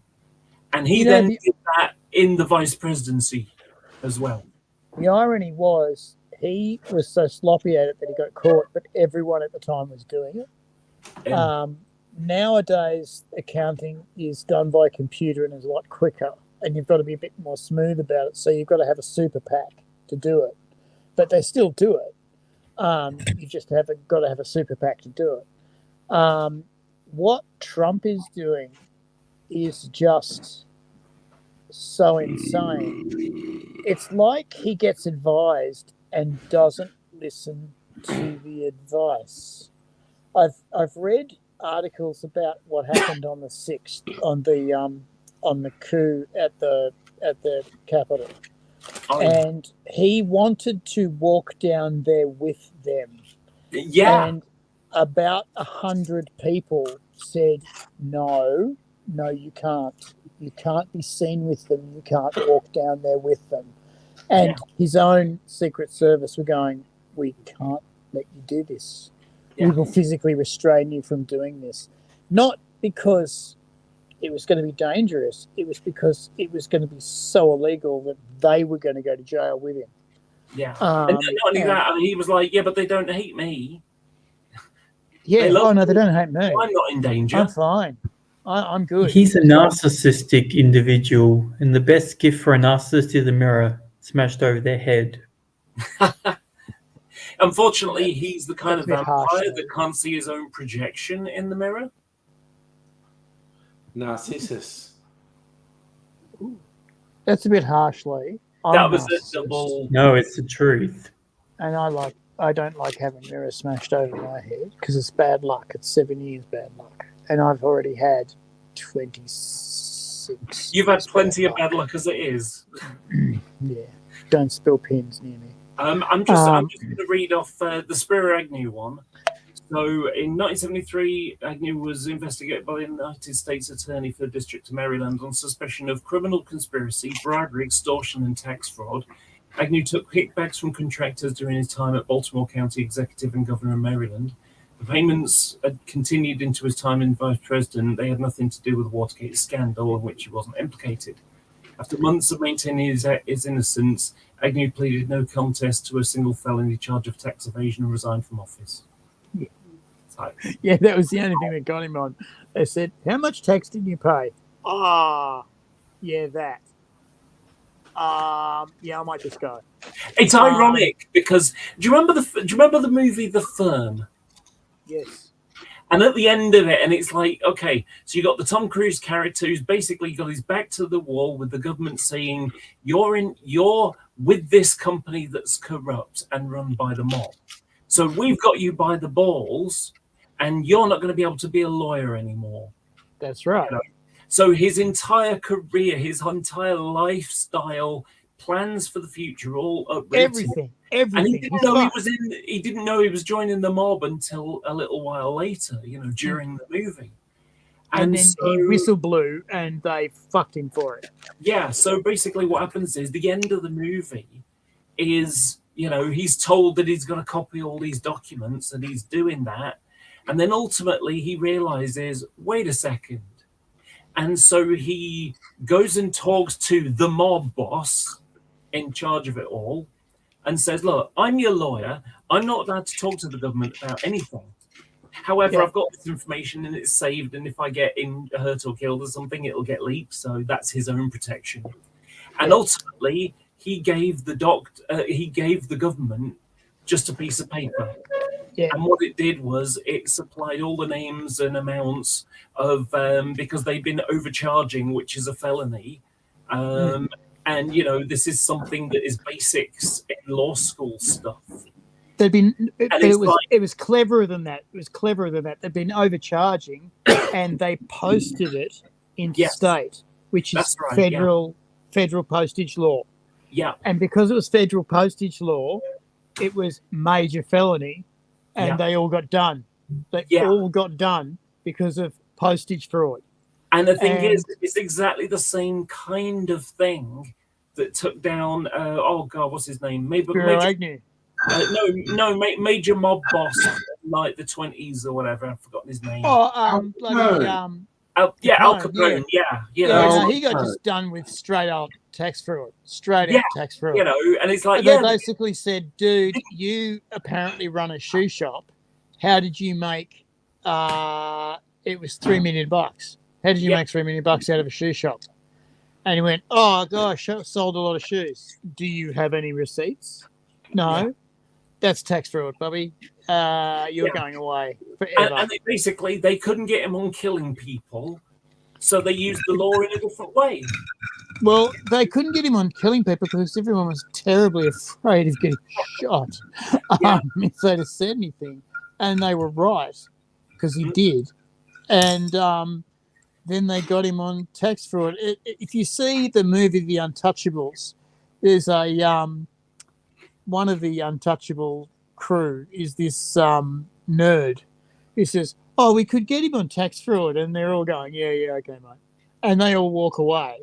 And, of course, at the end of the time, hello, Dr. Abigail. She's back. Hello. I am back. At the end of the movie, they nail him on tax fraud. Do you know he died in Alcatraz of syphilis? Yes. Yep. There's a movie where Tom Hardy plays the advanced syphilitic Al Capone, and where a bunch of people thought Al Capone had hidden millions, and he really didn't. And all these different people are trying to get, because, like Al Capone's got released because he's dying from syphilis, and they're all in his ear, like, tell us where the millions are. And Al's got all these illusions. And it's basically because his brain is turning into Swiss cheese because of syphilis, which is just eating away his brain. And all these other people are trying to put meaning onto random shit he says and find his hidden millions. There was no hidden millions. He'd spent it all. All. Every time he got money, he'd spend it. And that was why he was living his outrageous lifestyle, because he was spending every penny he got. Why Yeah. was he spending every penny he got? Because it was all free. So basically, Yeah. So, like every He was time he living- got, he you was know, effectively money. living like Nicolas Cage then. Yeah, he really likes shortbread. I've got to go shortly. Well, Lee, that upsets me. But remember that you go with my love, and you go with my fantasies. And also, That's gay. you know, with hand jobs and reach arounds and that sort of thing. So, you know. That's not. I wasn't very going to gay. say that, but that's what I mean. Okay. I'm just, dude, I'm beyond subtlety. Subtlety is something I've left behind a while ago. I've got to know what's Lee got to say now, because it's like, you know, that comes out of Aids's mouth, and All right. you know, Lee's a fine, upstanding Aids's member of mouth, society. He's that's got nothing gay. to say. No. Well, I remember when I got flirted with recently by this really attractive woman, and she's like, "Oh, you're rich. I love rich people." And I'm like, "And I'm married, so back off, big Yeah. Lee." No. Lee's just an upstanding member of society who, for reasons cannot be evaluated, is associating with degenerates. I like the ring finger That's fucking gay. bird. I like the ring finger bird. I was Yeah, like, it's like, "Back yeah, off, married. Boogaloo. Where do you Fuck think you're you." going to? Back off, Boogaloo." She's No, I just like- just say that now. That's very gangster, Lee. and she's just like, "Oh, but you're hot." I'm like, "I don't Oh, care." Tom's been at it all week. Yeah. Sorry, anyway. sorry. I should mute my microphone when I'm talking to Nettie. by the way, I don't know why. It makes the conversation more interesting. by the way, tomorrow is my 4-year anniversary of coming out. Oh, nice. Well, happy 4-year Anniversary. And again, that fits in with Wear Purple Day as well. That's friggin' awesome. Yeah, well, tomorrow is Manchester Pride, which is brilliant. You know, Yeah. don't know if I'm Cool. going to be taking part in it as I did the last time, but I've asked and they've been non-committal, so I have a feeling the answer might be no. But me and my friends are probably just going to go there and ask in person, and then let's see what they say. Yeah. But so 4 years ago tomorrow, so if you remember, I was going to these private gatherings. My friend had been going out publicly for like a few years, and I'm sort of like, I think I could now. I'm getting to a point where I'm sort of ready to start going out in real life kind of thing, as opposed to secluded places where it's private and safe. And I was like, but you know, I'm scared of meeting some knuckle dragging idiot who pushes me into the closet again. And like my friends, like, just go to a museum or something, because idiots like that don't go to museum, they go to the pub. Yourself, baby. And so, I was like, yeah, but I couldn't do it on my own. And bless her heart, she went and bought a plane ticket. And so she came over on the Thursday, which would be, and then the next day, which was the Friday, we went to museum like this-ish type of thing, wearing a wig in those days. And then the following day was Manchester Pride, and we watched that. So it was a brilliant weekend, and it was the sort of start of, effectively by the end of the year, this going out as myself pretty much every time after that. Every time I went into the city, I'd go as Laura. And that was like, do you know what? I'm going to transition. I've been thinking about it and, wanting to do it for, best part of 20 years. Screw it. I'm going to do it. And this is the way my life is at the moment. And I've been quite, somewhat aggressive about it, I suppose you could say. You remember I said a bit before that I had, sort of like, am I being too girly? Why am I wearing these like fancy 50s style dresses and stuff like that? And it's like, am I just being a weird, stereotype as our formerly living as a guy thinks women are like kind of thing? And it's like, no, because when you look at the expression, the gender expression, not about sexuality, just expression, you got everything on the women's side. You get everything from tomboys to really girly, and there's no reason why I can't have a pink bike with flowers on it and wear a beautiful dress and be up here in the girly end of the spectrum. Laura, and so now it's like, fuck it. I spent funny. 19 years pretending and putting everybody else's happiness before my own. And now I'm enjoying it, and I'm just like, fuck it. I don't care anymore. I don't care if I look like, I mean, I had someone call me Mary Poppins about a month ago. That's great. That's fucking great. Yeah, at first I was annoyed, and then suddenly I thought, wait a minute, practically perfect in every way? Yeah, I'm gonna have that. That's what I'm taking. Well, I've got to go. So That's have awesome. an amazing weekend, everyone, and live long and prosper in peace and love. Peace and love to you, Lee. Peace and long life. You too. Bye. What makes me laugh, Laura, is when you were talking about, how do I look and how do I feel and how do I act, is every human on the fucking planet says that about themselves every at least second day, right? I've trained so many people, right? And they all want to know why the gender that they want doesn't like them. And they secondly want to know if they're doing the right thing about their look, attitude, behavior, blah, blah, blah, blah, blah, blah, blah, blah. And it's like, stop. You are what and who you are. Yeah. Do the thing that you are and what you are, and you're going to be fine if you treat other people well. Yeah, a great philosopher once said, I am what I am. That philosopher was Popeye. Yeah, exactly.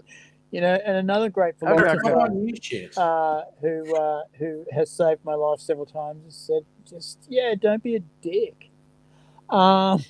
Wheaton's law. Yeah. And again, a philosopher I follow Jim said, Jeffries, I tell you what I want, what I really, really, really want. Yeah, if I remember, it was Jim Jeffries saying about the Bible. It's like, if it was me, there'd be one commandment: don't be an arsehole. And if you can do that every single day, you'll be a good person. Fine, you'll be fine. The world will be fine. Yeah. Don't be an arsehole, and the world will be fine. Yeah. Look, it's funny. I hear people who are transitioning, and I hear people who are coming out of the closet, and I hear people who are going into the closet. I knew a guy who wanted to go into the army, and he was a screaming homosexual, and said, Okay, sorry, AZ, I'm just affronted that you have ever associated with screaming homosexuals. I understand and respect that. That's not what the Young Rossi stream is about. I'm going to put a pin in that right now. I thought we were all about that gay shit. Oh God, I forgot. We are, Abigail. Shit. How did I forget? We're the gay. Sorry, I'm going to do that. I think we've got that here on the StreamYard. Let me find a thing we put. Oh God, there's a weird number of banners about AZ talking about gross shit. Yes, there usually is. So my screaming gay friend said, I want to go in the army. And I went, well, you're allowed to go in the army. Non-stop gay fest to it. That's one of the ones that's not about you, AZ. Seriously, there are a number of the banners that are specifically about you. See, I want to see this now. All right, you want the ACC's one? Yeah. The scariest continue. Fair call. And this is another one. Just telling a true and very rare story, not for the screen. Yeah, that's fair. So my gay friend said, I want to go in the army, and I'm a bit worried that I'm going to be teased and bullied. And I said, well, you are going to be teased and bullied because you're going into the army, and that's what they do. And that's if you're straight and everything. That's what the sergeant who trains you does, right? And I said, do you come up to people and say, hi, I'm name, gay? And he went, no. And I said, when you're not wearing your flamboyant, I'm going out on a Saturday clothes, do you walk into a shopping centre going, I'm the gayest thing on legs, only where I'm wearing the T-shirt? Okay, let's say you're not wearing a T-shirt. Well, no. when I've just got out of bed and I haven't shaved and I just need milk because I forgot from last night. I just wander in and get it and go. And I said, no one says anything about go, right? And I said, do that. And eventually your squad is going to go, do I look good? Okay, I've got this chick. I'm really freaking out about this chick. Do I look good? And you'll have to go, yeah, no, man, you've got to change this and you've got to change that. And a year later, I got a letter and he said, every one of your predictions came true. And he said he had straight men crying on his shoulder, going, he's such a mean bully and I haven't known. And he said, oh, I dealt with it when I was at school. It's going to be okay. You're going to be fine.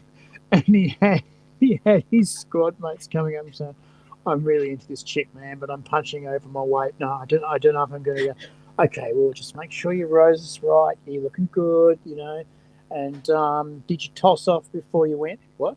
You always toss off before you go because it makes you less stressed. Just to reduce tension. Masturbation reduces tension. And he said, are you serious? And he said, yeah, I'm fucking serious. You never fucking go out without fucking letting one go because she can smell the desperation. He went, right, I just better go away then. So he goes away, comes back and says, and apparently that went round the squad as fucking brilliant tactic from our best dressed tactician. And he became best dressed tactician. He was also the only one who knew how to iron the formal shirts properly. After getting a couple of lessons, everyone was going, I have no fucking idea how to do this. Okay, you get the placard and you do this and then you do that and then this way and then in between the buttons. And it's actually really quick if you do it right. Okay, can you do mine? No, you're going to do yours. I'm going to show you. And he became he wasn't grandpa of the squad, but he became uncle of the squad. Yeah. And then there was some shit went down with another squad in the same company. One of the guys tried to crack onto another guy in the squad, which is a no-no, a big no-no. And then they rounded up his squad and said, has your filthy gay decided to crack onto you? And they went, oh, ew, no. Ew, it'd be like fucking your brother. It'd be weird. No, ew. And they asked him and he went, oh, ew, no, that'd be weird. And they all sort of closed ranks and went, oh, that's, okay. No, dude, sort of dirty. This is a real story I learned about today. So we are at the end of football season because, like the finals are happening. So one day in September, the finals. So everyone who didn't make the finals out, so they have their piss ups and Mad Monday and shit. Not the AFL, but just the suburban thing. There's a thing, one of the suburban football leagues in Melbourne, these two dudes, they apparently had a bet like, oh, whoever fails to do the following has to suck the other guy's dick. And they fucking did it, and someone recorded it on video, and so the suburban club is going, oh, we're kind of disappointed that they're doing the thing. And I was on one website saying it's kind of homophobic. They say sucking someone's dick is a punishment, and I'm like, dude, they do not make a bet where if you lose the bet, you suck the other guy's dick. They don't make that bet unless they want to suck the other guy's dick. And this is recorded on video in a fucking bar in front of other people. These fucking football players, one guy who lost the bet, sucks the other guy's dick in a public... And I was like, I don't think that's homophobic. I think those two guys literally just went, I am super keen on either sucking your dick or having you suck my dick, and that's the thing that's going to... And also literally happened by the comments public. I kind of think it should be private. That's the thing. But you also know by the comments of the It'd be team. weird If the in team private. says no comment, right, then they all knew. They all Yeah. knew. They all knew beforehand. If they say, yeah, we're weirded out by it, then they didn't know, right? Yeah. But if they all say, oh, yeah, no comment about that, then they Yeah. all fucking No. well and truly knew that these guys were So- getting it on for a long time. So here's my take on it. If Yeah. if they had this sexual tension, right? Yeah. And they wanted to lose and do it, Yeah. but they were still in the closet or whatever. Doing it in private, super awkward. Doing it in public, they can still pass it off as a joke, but still do it, you know? And these dudes absolutely did it in fucking public in a bar. One dude sucked the other guy's dick because they lost. And I was like, oh, fellas? Let's not forget a former Prime Minister of mine stuck his dick in a dead pig's mouth. David Cameron. I've seen that dick in a episode pig's of mouth. Black Yeah. Mirror. But I've also read this. That's the whole thing with the aristocracy and the entrenched power things. They have secret rituals where they do shameful stuff, and it's like, okay, so now you can never tell on anyone in the inner circle, because to reach the inner circle, you had to do a very depraved thing, so you can't rat anyone else out in the inner circle. Or we'll say, you stuck your dick in a pig's mouth. It's fucking. What was that Tom Cruise movie, Eyes Wide Shut? The weird fucking parties where they all wear masks and fuck each other and potentially kill someone. I have to watch Eyes Wide Shut again, actually. Incidentally, I was kind of bored shitless watching that movie. I know. I was not super into Eyes Wide Shut. That was the last Kubrick film before he died. I feel like I need to watch it again. Say, is there? You know, the thing he about hired he hired someone. Like he hired a bunch of people to take so many photos of locations. He hired someone to take photos of doors to like the front doors of apartment buildings and stuff. He wanted the perfect front door, and he just sent them out every day for like weeks and weeks, and got thousands of pictures of front doors.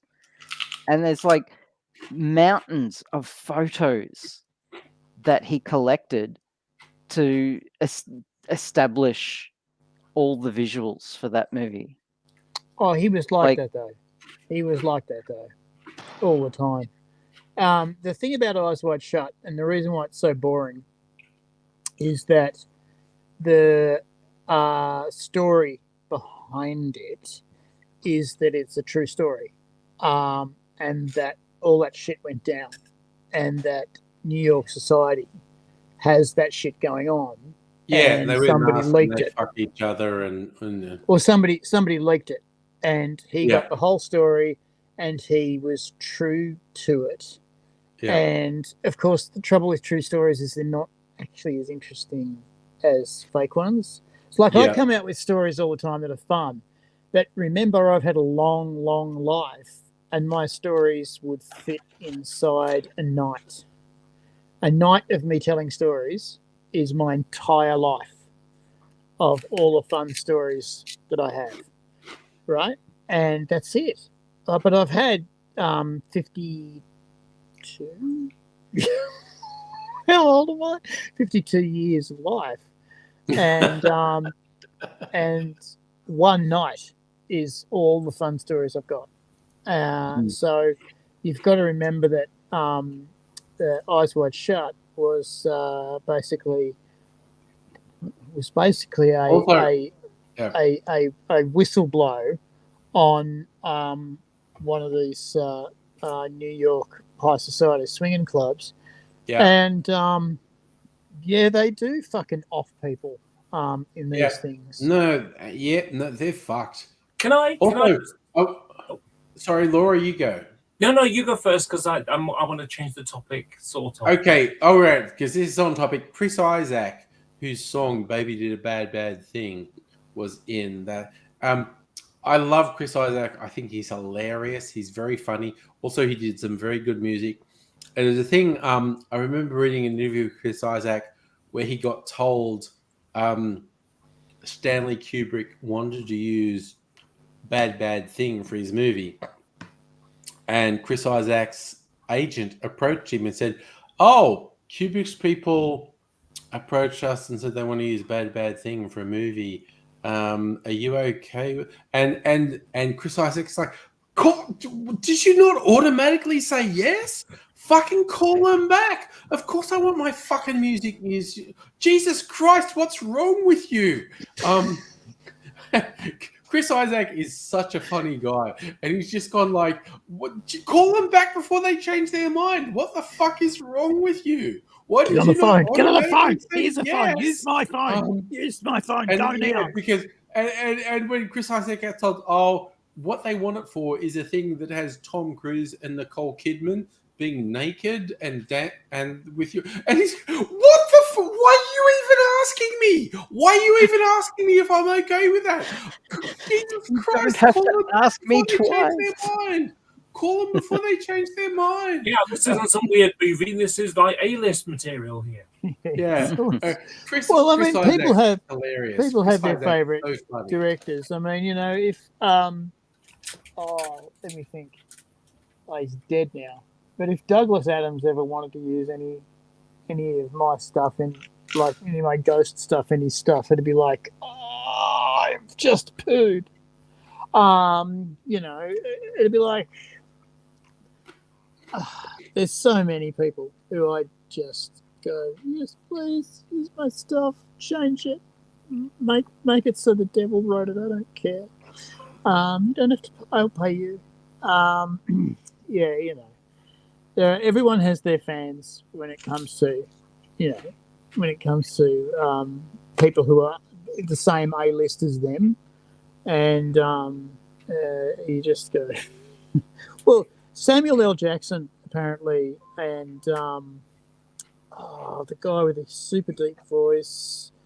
He's another black guy. He was in Shawshank Redemption. You know, Morgan Freeman. Morgan Freeman, thank you.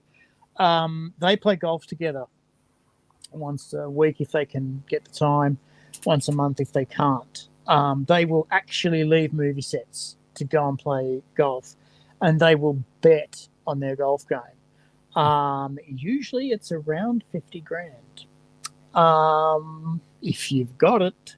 And they play golf together, and they were setting this up because they Samuel L. Jackson found out before Morgan Freeman liked golf and said, "Oh, I'd really like to play golf with Morgan Freeman." And so he sort of put feelers out through his people, and Morgan Freeman rang him up within 20 minutes and said, "Well, when are you coming over? When you, I've got a jet. I can come get you." And and Samuel Jackson said, "Oh, I've got a jet. I can come over to yours." Well, where's a good golf course? I got Morgan Freeman. Who's the other person? Samuel L. Jackson. Okay, yeah. And so they go to a golf course in somewhere else. They both fly there, and they play an afternoon's golf and have lunch and play. It's mates who play. It's a little bit like bloody, oh, come on, Aidsy, Captain Picard and Q. Sorry. Not Q, bloody the Electro guy out of Data. Hey? Data. No, out of X-Men. The bad guy out of X-Men. Oh, Magneto. Magneto. What's his real name? Ian McKellen. Ian McKellen and Patrick Stewart right? And they are real life pals. They are Patrick real Stewart, life Pedro. big time friends, like big Yeah. time friends, to the point where they've actually moved into the same house. Yeah. And they did Waiting for Godot in New York, which was the biggest just excuse for them to hang out in New York for 6 months. And you can see their publicity pictures, and they're all over New York doing publicity shots. And it's like, you guys are pissed. I can tell by your eyes you're pissed. And they were. And they just hang out all the time and have just too much fun. It was, it's just one of those things. Apparently, sometimes people just hook up and it's just too much fun. They met on the X-Men, and Ian McKellen was making a garden in front of his trailer. Like he was making a little white picket fence like this high in front of his trailer. And Patrick Stewart said, "What are you fucking doing?" He said, "Well, we're going to be here for 3 months. We must fucking have a garden." And so they got turf and they got like lawn chairs. They set it all up. And whenever they weren't on, they were just hanging out, And they basically hooked up and as mates, and had a great old time, and kept on, kept up the friendship, because it was just way more fun to be with their mates. So it just happens sometimes like that. Now, look, I have run out of spoons, and my legs Absolutely are starting legit, dude. to tell me things like, "You've got holes." Dude, it's like midnight. got You holes. fucking survived for hours. That's So I love you all. Live long and prosper. And Peace and long life. and yeah, love yous. Bye. Bye. Oh, thank you for letting me be on your device, peeps. I appreciate it. oh god. I think I'm gonna. Yeah, I think I'm gonna go as well. Yeah, that's fair. It's I'm almost tuning midnight. out. Yeah. Okay. Take care of it again. What I'm thinking for this weekend, because I am trying to cut back on the number of streams I do, so I have a bit more time to do other things. I am going to do one tomorrow night because it's Saturday night. I don't have to get up on Sunday morning shit. So I'm thinking I will do a stream for Saturday night, but I probably won't do one on Sunday night. So I think it's extremely close to midnight. Been doing this for 4 hours. I think going 9 eyes now is a good idea. I wanted to bring up we a are, topic. Laura, you're like morning and completely awake. And alert. Yeah, It's nearly 3 o'clock in the afternoon here. Yeah. No, it's the morning. I It's did 3 want to o'clock do in the that. afternoon. That's the morning. Yeah, You I did are, want to do that little. That's topic. like breakfast time. Yeah. I'm just waking up. So I'm around thinking, then. guys, I will do a stream Saturday night. I have no idea how long that will go. If you're up for someone playing a bit of cat game, Stray. Oh yeah, if you want to do cat game tomorrow, I think that if we do an hour or so of if I'm up for it, because I got to move my entire if you feel desktop. like it, because I don't have cat game on my thing. If you feel like it, I brought my desktop and 2 of my monitors here to Nettie's place, including my big ass 32-inch 4K monitor. And my desktop. I think an hour or so of cat game, if you're up for it, would be good. If I'm up for it, we'll see. That's the whole thing.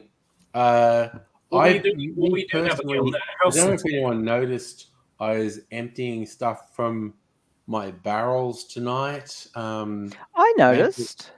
I emptied a couple of barrels, which is good, and I also refilled 1 of the 3. 2 of them now have something in there. I was following. I was too busy challenging you to a debate. No, we will do that as well because I'm super into that. Okay. Tolkien was a Well, racist. I Motherfucker. won't be able to be here tomorrow because when you're doing streaming, I will be watching lots of gay people. You know, with the mention. Oh, I'm jealous. I want to watch gay people. It's Dr. Abigail, maybe it's up to us to have great gay people on the stream. I don't know. It's like it's really Okay. cool to watch. You know, people, happy people. You know, is always a good thing. Okay.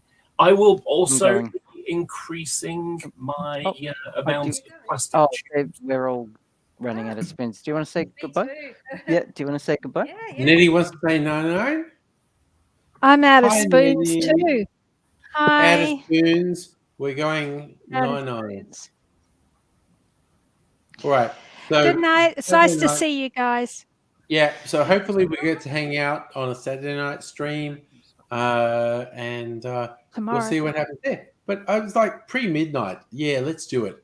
I think Mrs. Angry allows me to go in to the bed chamber pre-midnight, Oh. not disrupt her sleep too much. She went to bed about an hour and a half ago, but we have a general rule. If I finish a stream before midnight, I can go to the bed chamber.